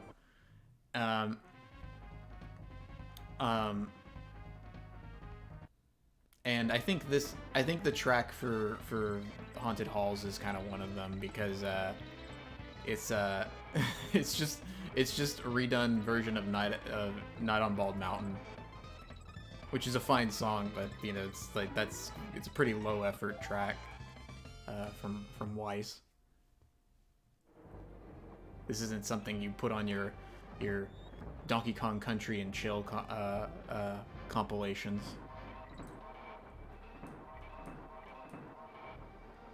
So you have to hit the positive barrels to keep the thing going, because he'll do that. Yep.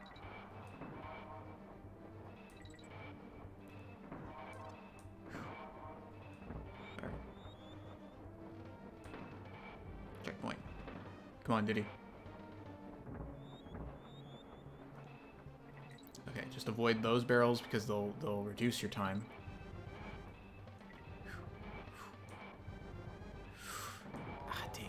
At least I made it, though. Got it. Ugh. That's dumb. Why can't that destroy a bee if you jump on it?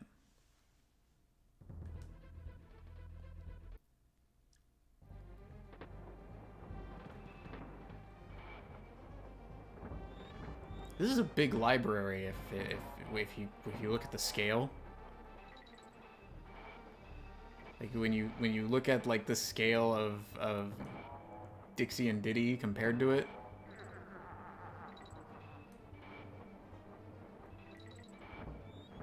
Like those books in the bookcase, they're huge. They're gigantic.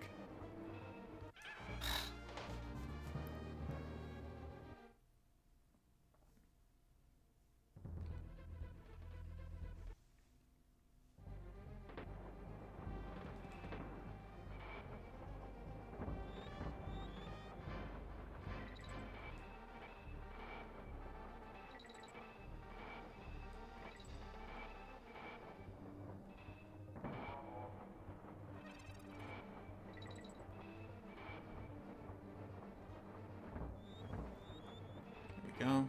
Okay. So jump the bees, jump the bee.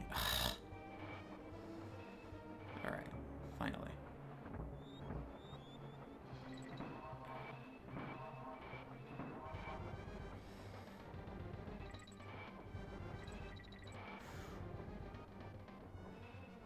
Got the Kong.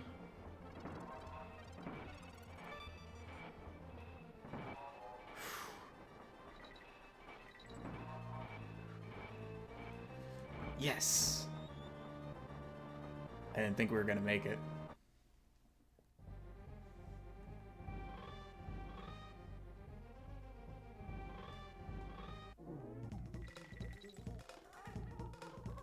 I think there's a special, there's a bonus right there underneath it. I should have checked that. Alright, Gusty Glade. This one's a little harder. Than the other Ghost Rope level. I remember having a lot of trouble on this one the last time I played. Yeah, so you just have to.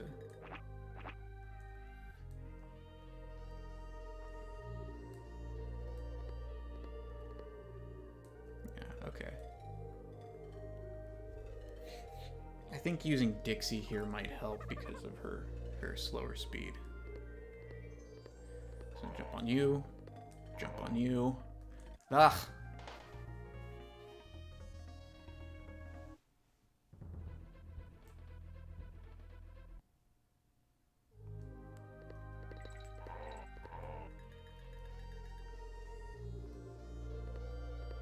Come on.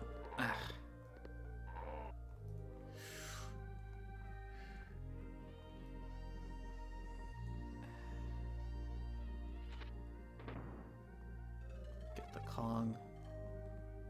the K.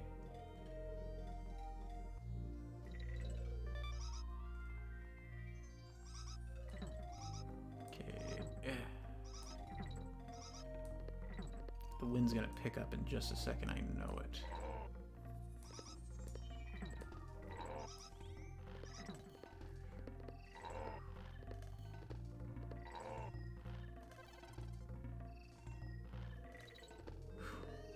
What? Oh.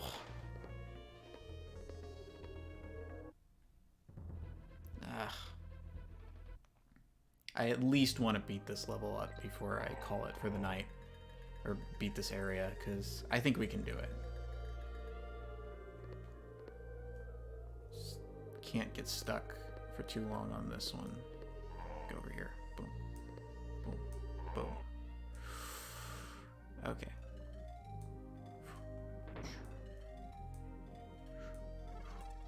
There we go. Over here. Alright, Dixie.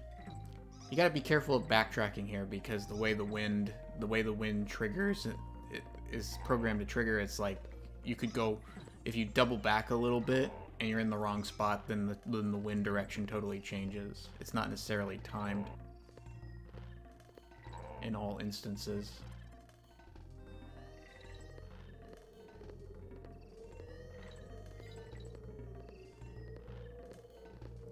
Yeah, so there we go. There's a secret right there that I haven't. That's a little hard to get. It has you saw the A bananas. I forgot exactly how you're supposed to do that, but I don't feel like figuring it out right now. I'll do it later.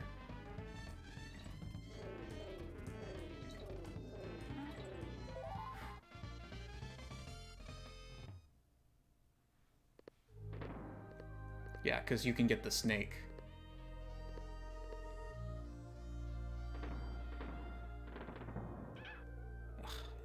I'm stuck with this idiot. Or maybe not.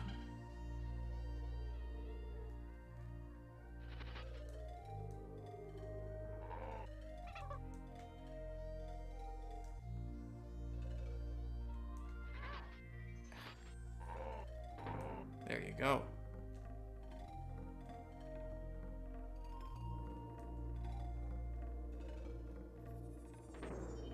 Nope.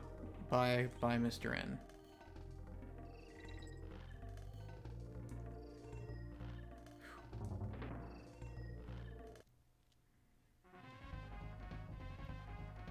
Collect the stars. I don't want to collect the stars in the wind.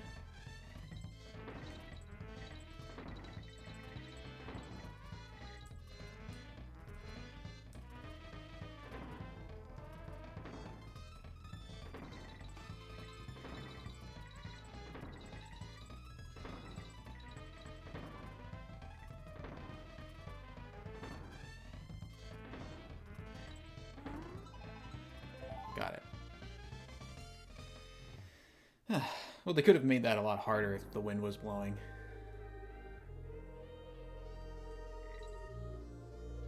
Okay. Swish, swish, swish.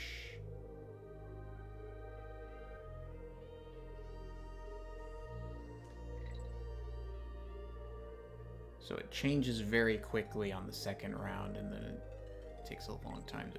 Yeah. Ah!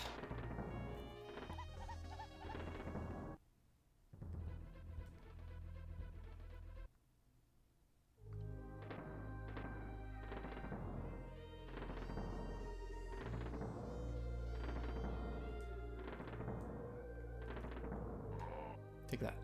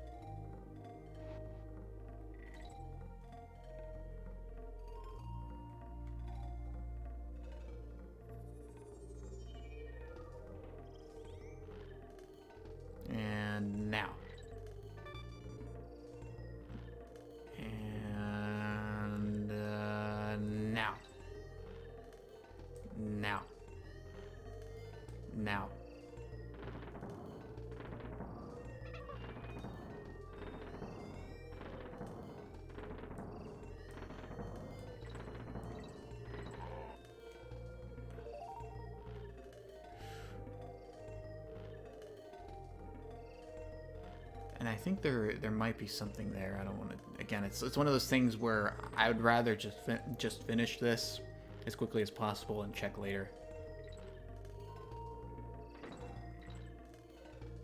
Which is really the most sensible thing to do.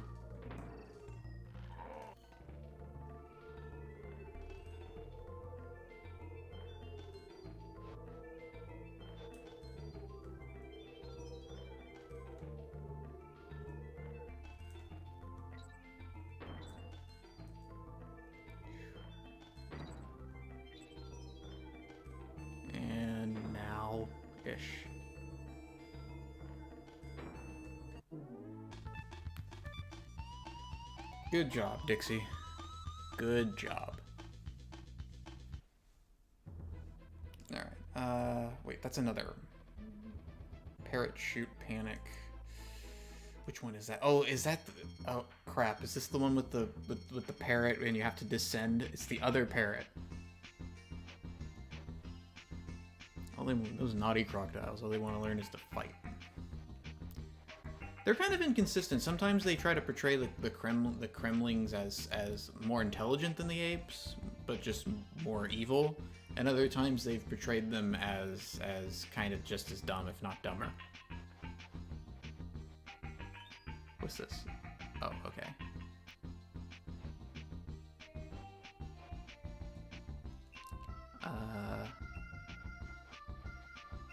You're not offering me too much. Just let me save. Alright. Let's go up. Yeah, this is the bad one.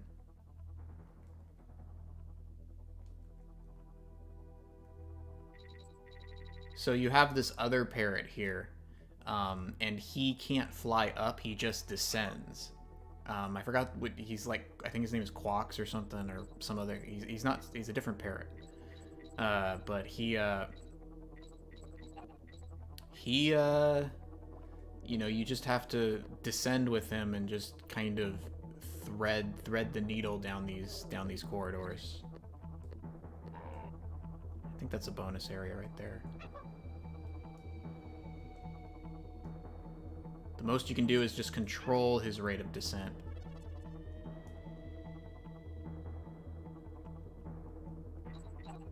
And just try to kind of stick to these bananas.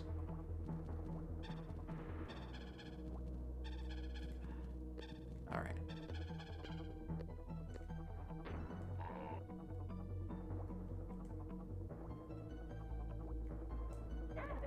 What? Ugh. Yeah, see?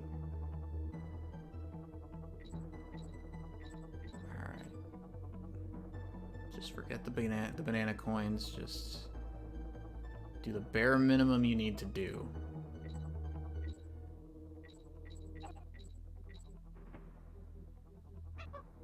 Ah, oh crap! I should have moved to the left there. Ah. You see, the parrot is also the hitbox, and that's what makes it like you're descending down this area with a larger hitbox than you normally have.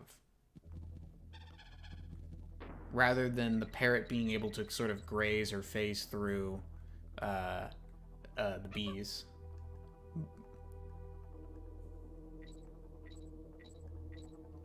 All right, so just follow the banana trail. That's the optimal route. All right.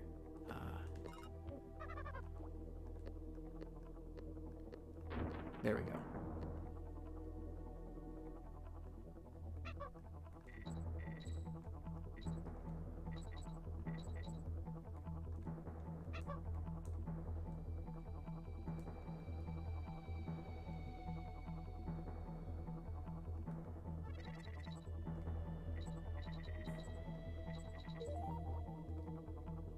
Okay, cool. So that's a shortcut.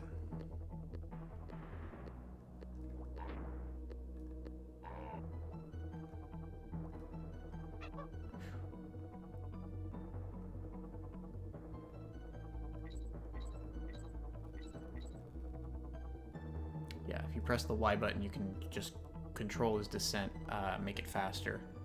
That's all you can do.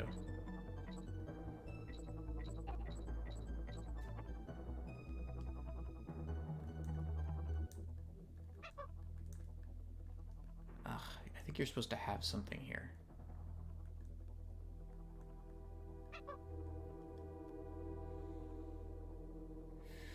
Move over here. Move. Come on. Ugh. No, no, no, no, no.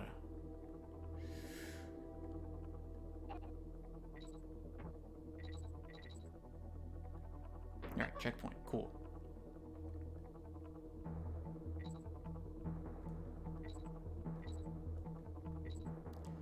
Here's where you might want to press the Y button, is just to get through those.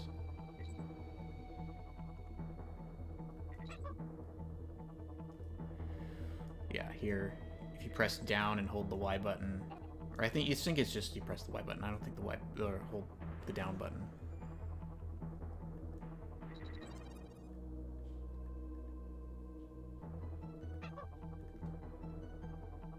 Alright, so I'm gonna do that.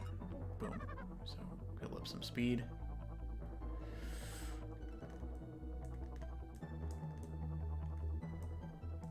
Here we are.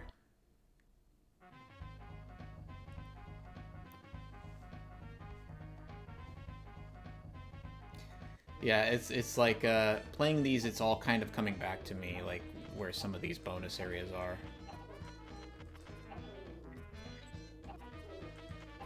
Obviously, I don't have them all memorized, as you can tell, but I'm remembering quite a few of them. So if we go back and try to 100% it, then, you know, it might not take us that long, depending on what else I remember as we're going through the main campaign.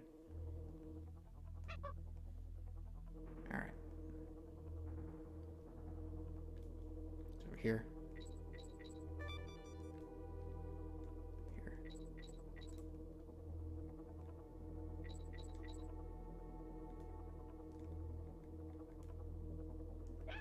Ignore the shiny collectibles.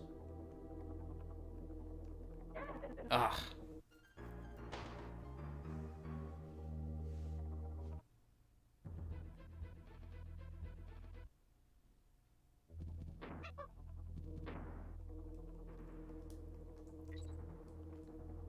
Badoosh.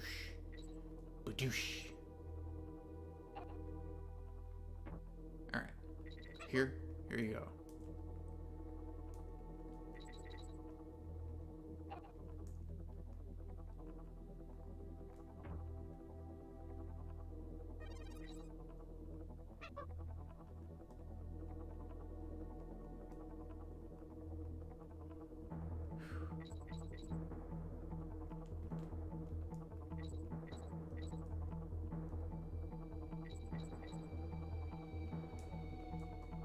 I think, yeah, if you press up, he kind of slows just slightly, and then...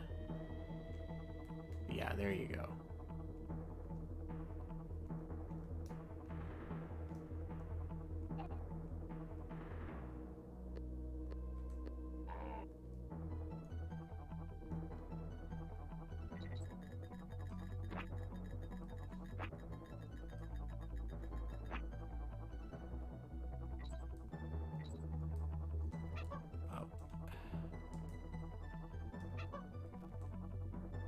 Go. Going up.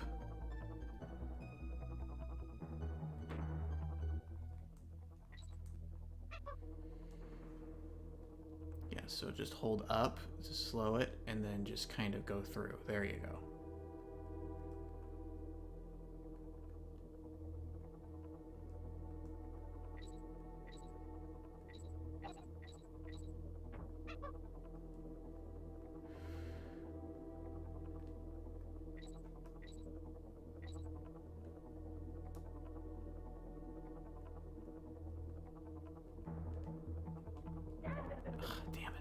And what happens right there is that you kind of bounce up a little when you get hit. No, no, no, no, no. We don't need that. We didn't get the O.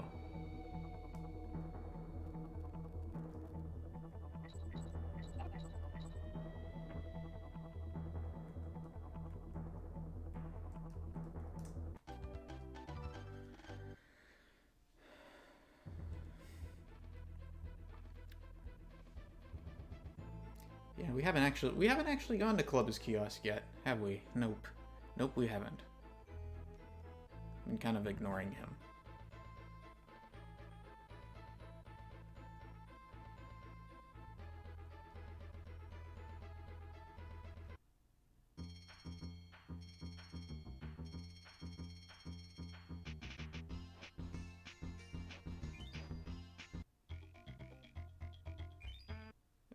There. Okay.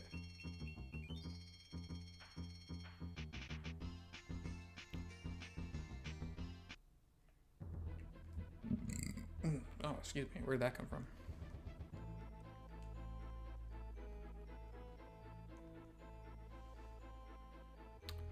Alright, Web Woods. Oh, this is another. Yeah, I don't like this one either. This one and Parachute Panic I'm not the biggest fans of. Though I like Parachute Panic a little better than this one because, you know, I don't know, I feel like when you get a little better at controlling that bird, you can make it go by pretty quick. This one's kind of tedious.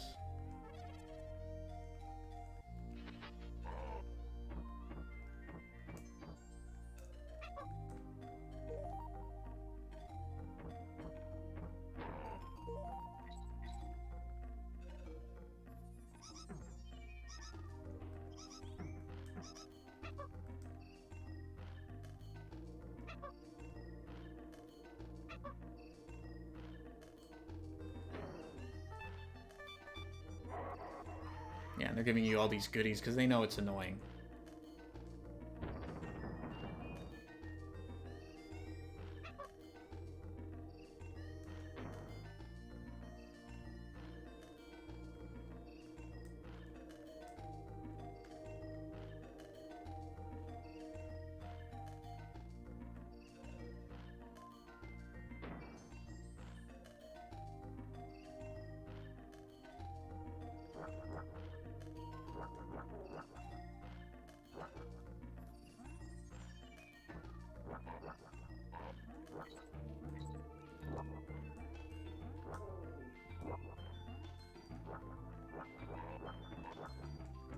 Just kind of do that.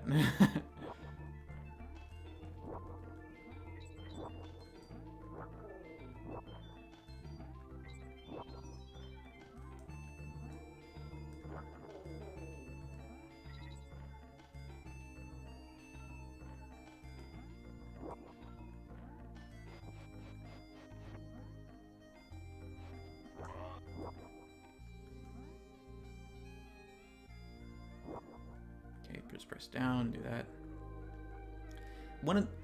It's kind of bugs me that you can't like hold down or up and then the camera like moves down or up like it does in some other games.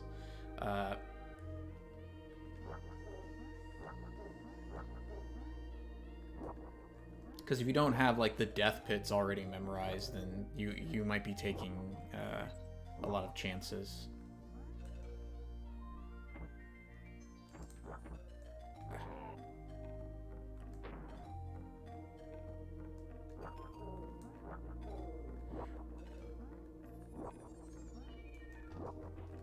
Here, just create a little bit of a spiral web staircase. There you go.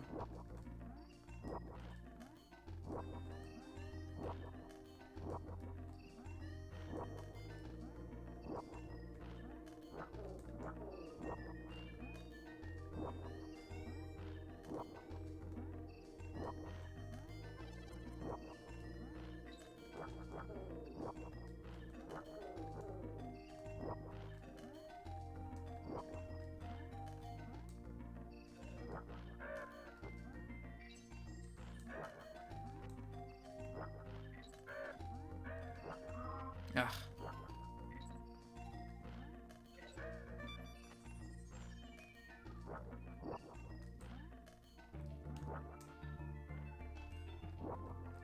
Yeah, see, you know, it's very hard to tell if there's anything, if you're, like, supposed to go down there, like you are in other places,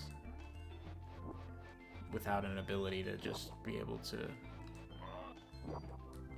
like, pull the camera down for a second.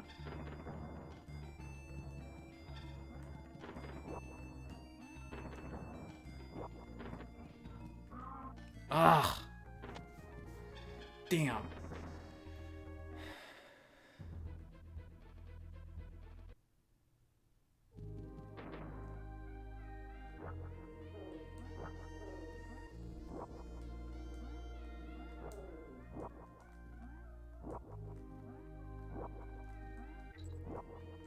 Alright.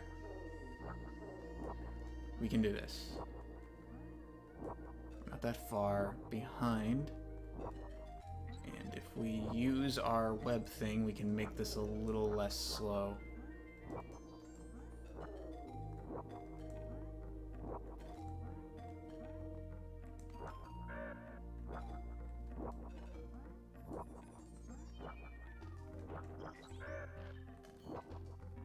Yeah, so this is kind of the problem with this level. Like, using the spider is fun, but this level is very slow. Can be very slow. It's if you're not trying to get killed.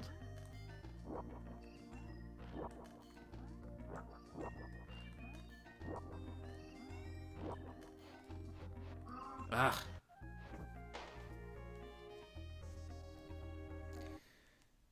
Alrighty. How much time we got? We can do this. We're very close to the boss.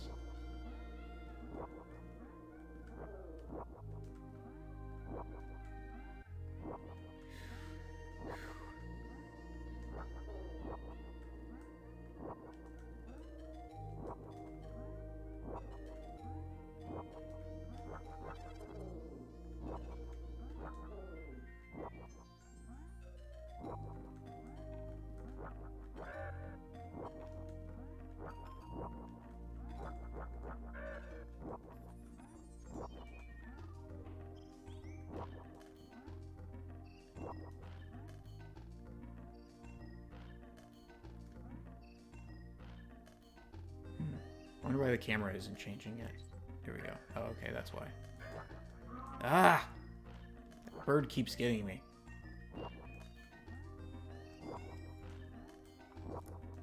Very close. Maybe we can just go over him. Yeah, we can. We got this.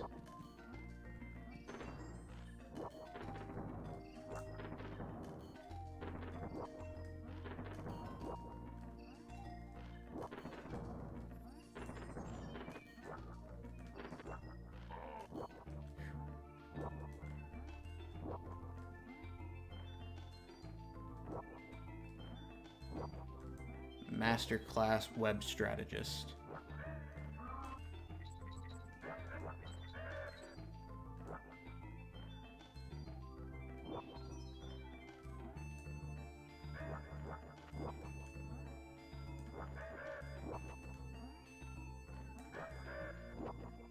Alright, so there's the banana arrows there, telling you there's a secret that way. But don't get fooled by it.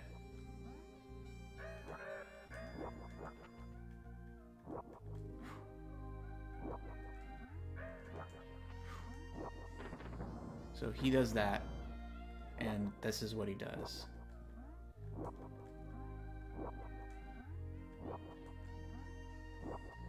So you gotta do that.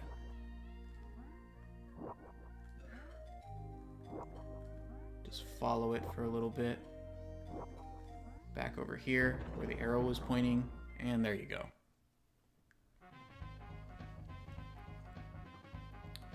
Whew.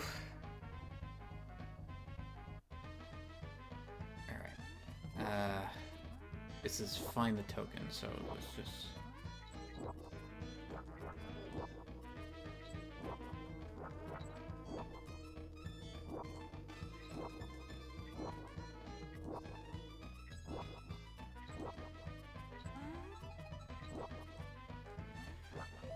Yes. That's one less reason to come back to this.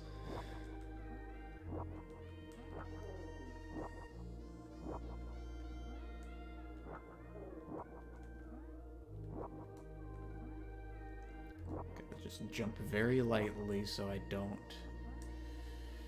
accidentally bump into these, because you can't kill them.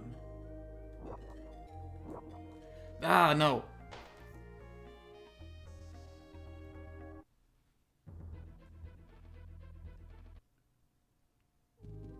Ugh.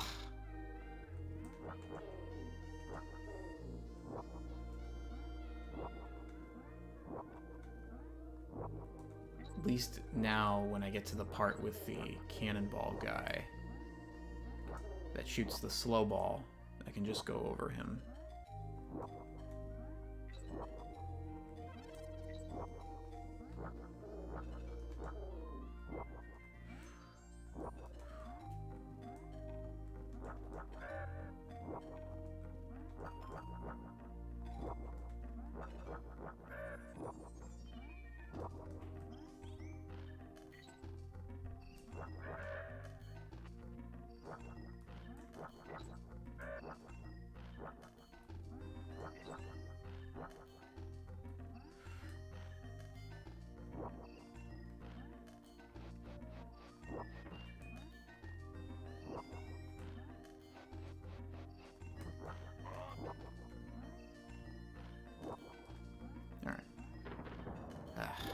Just gotta concentrate.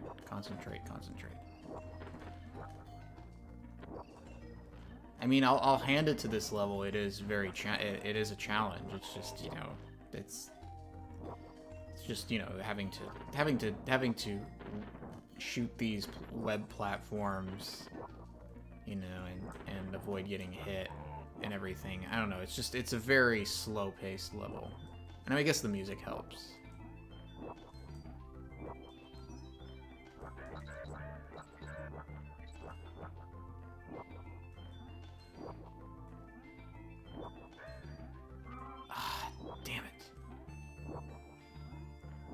Trying to get up above these guys.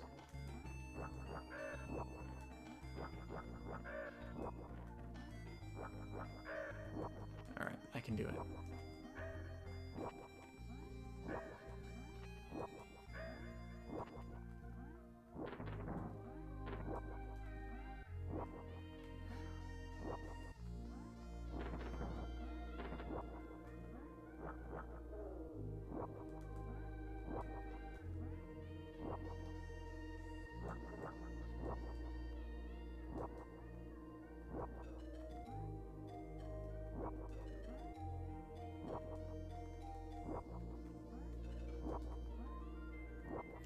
That was very close.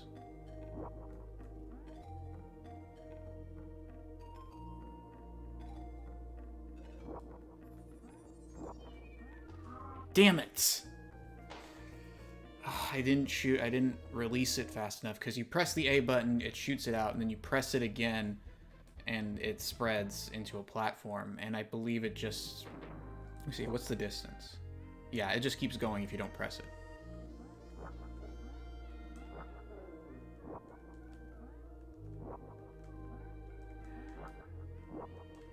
And I released the platform too early to be able to jump ahead of them.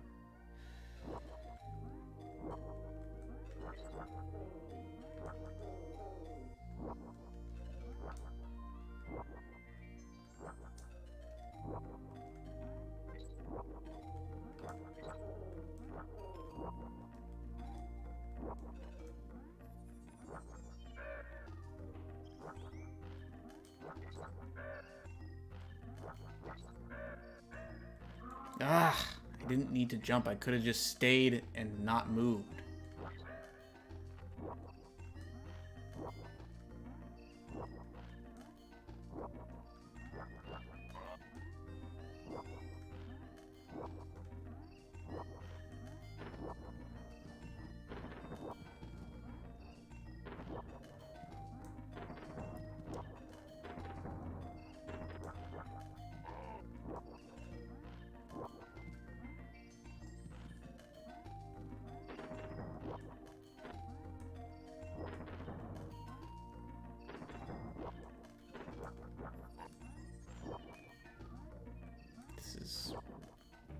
Annoying. Ugh, I wish I could think of something to talk about to get my mind off of it. Because I don't know if this is very entertaining to watch if you're watching this in the archive or... Ah, no! I needed to keep it.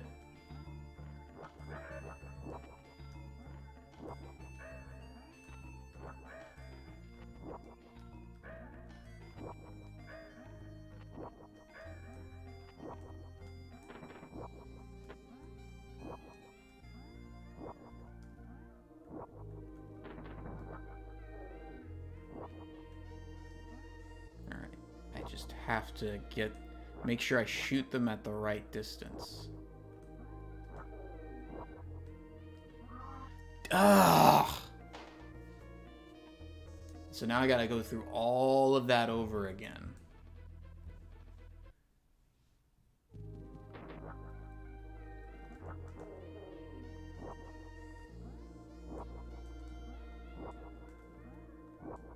Yeah, the parrot one, as annoying as it is not nearly as irritating as this POS.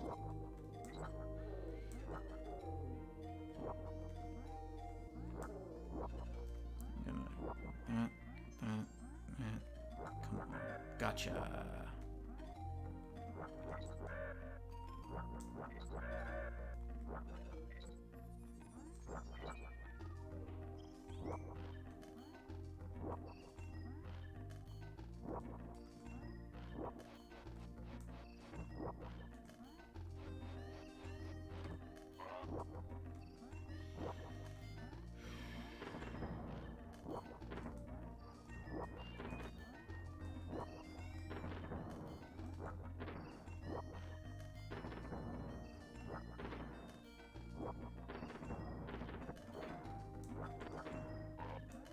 Got it. All right. So, managed to keep that. I am not going to destroy that. If yeah. Okay. So it won't blow up if I touch it. As the spider.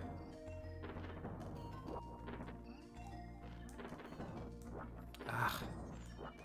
There. Okay. So if I lose my thing, I can maybe trek all the way back here and get that barrel. If I lose my extra guy.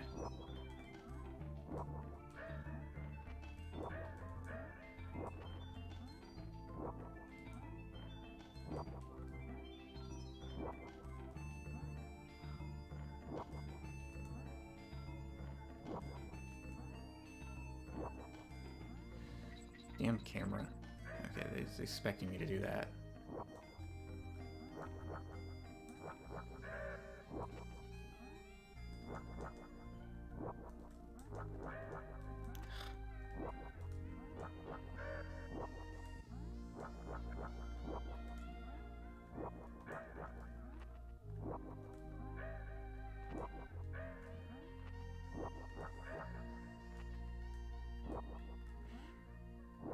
Gotta be careful too, because if you shoot off too many of these web platforms, they start to disappear. You can only have so many on the screen. So if you're too antsy with your spinner finger, you might cause yourself to fall to your death accidentally. All right. Okay. So that's a good distance there. Come on. Dang it. Alright.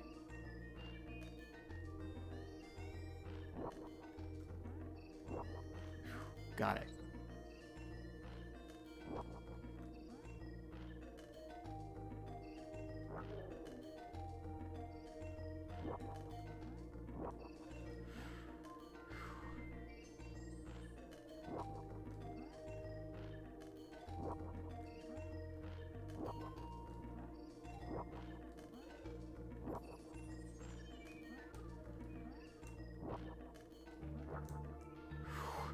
Yes. I don't care about the bonus right there. I just want to finish this. I'm sick of this level.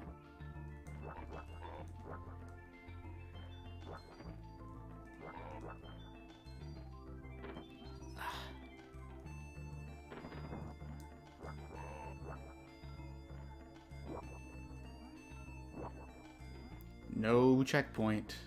No checkpoint. But I guess we're at the end now. Alright. Ah.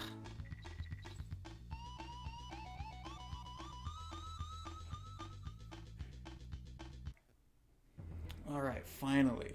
So Kreepy Krow, this is the ghost bird of the first boss. Let me go ahead and save. Real quick, I am getting really tired now.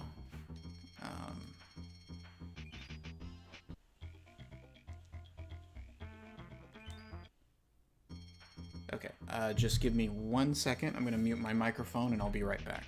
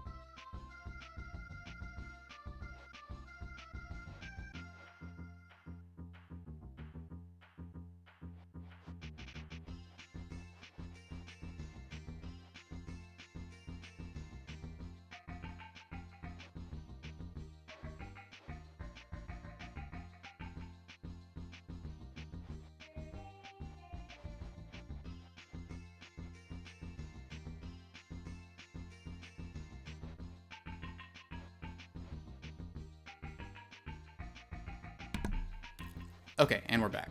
Sorry about that. I had to turn something off real quick.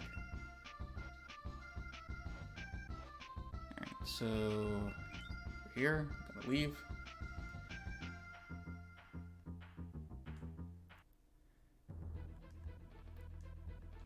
I think maybe next stream we'll do a few of the Lost World levels, just a few, just to get them out of the way.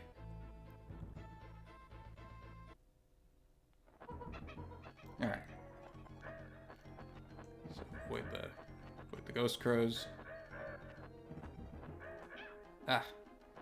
It's kind of weird that they make them ghosts right there. Even though that's not going to really, like, change anything. Like, you can still hit them. It'd make more sense if they were, like, you face through them or something.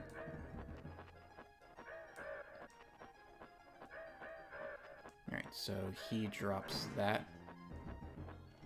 And then you bop him with the barrel. So now you jump up, and you have to follow him. He takes a few hits, and he does this thing, which is irritating. This is like... Whoa. Whoa. Ah.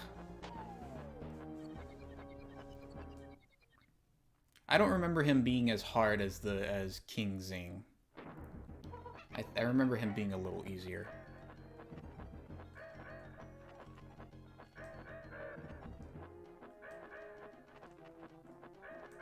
Gotcha.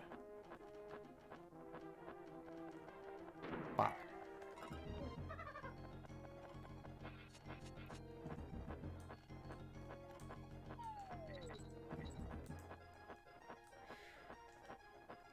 Come on.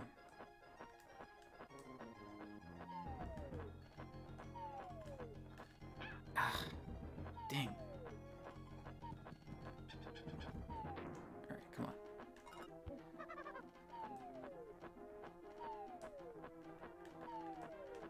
There. Just gotta kind of stay ahead of the pace. Alright, so jump up here. He's gonna do the same thing again. Yeah, his whole thing is really easy to figure out.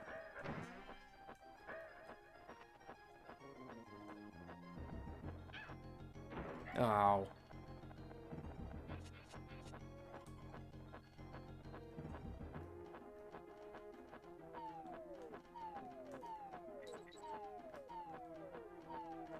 Ah. I think he only takes 2 more after that. I don't remember him being like King Zing, where he has like 8 hits, which is weird. It's like, okay, we're gonna make King Zing like super hard, and then we're gonna make this one fairly like moderate. That's what I was saying, I guess, before, that sometimes the difficulty spikes in this one are a little inconsistent.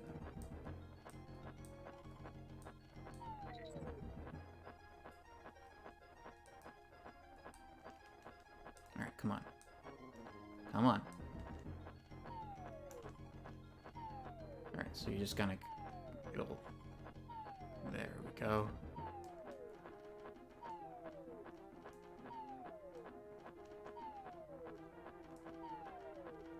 Perfect.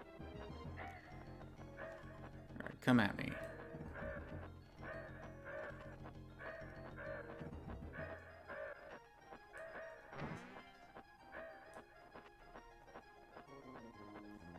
Oh!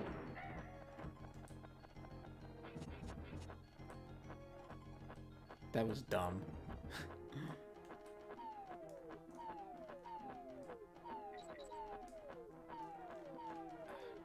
Ah! Man.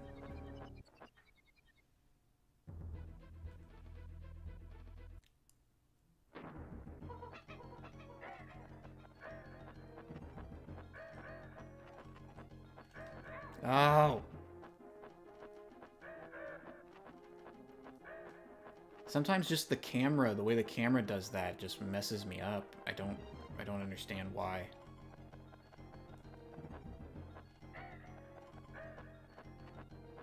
Alright, jump.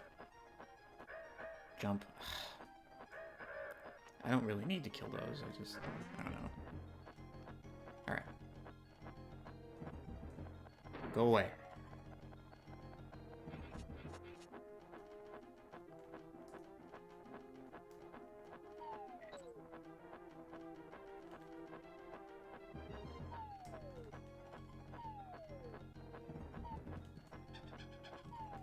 No! Ah!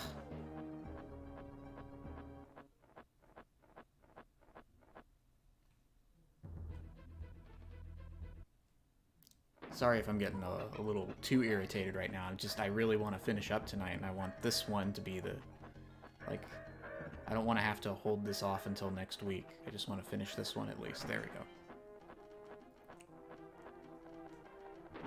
Gotcha.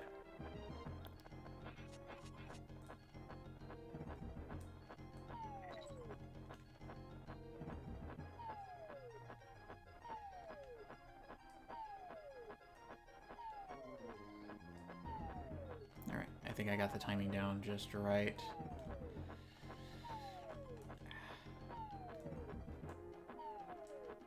No, I didn't. I messed it up. There we go. Okay.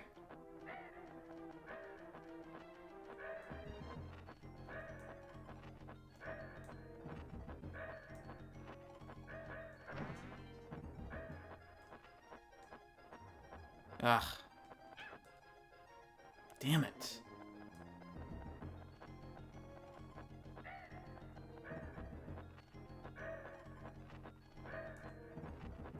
Go. Go. Got it. There. The fact that Diddy holds the barrels in front of him like that is probably makes him the more useful one here. Oh! I just want to finish this. I just want to finish this and end the stream. That's all. Alright. Okay.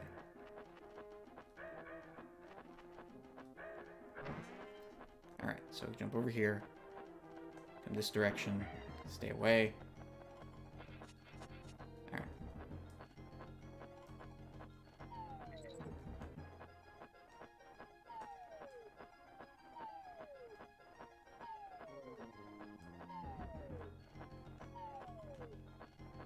Alright, we got it. We got that down. I don't think that part's gonna give us too much trouble anymore. Just gotta take care of this. There we go.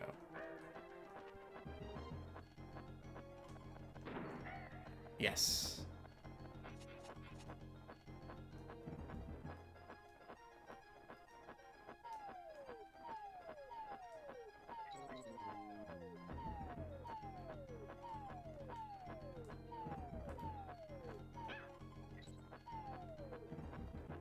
Okay. All right. I think we can do it.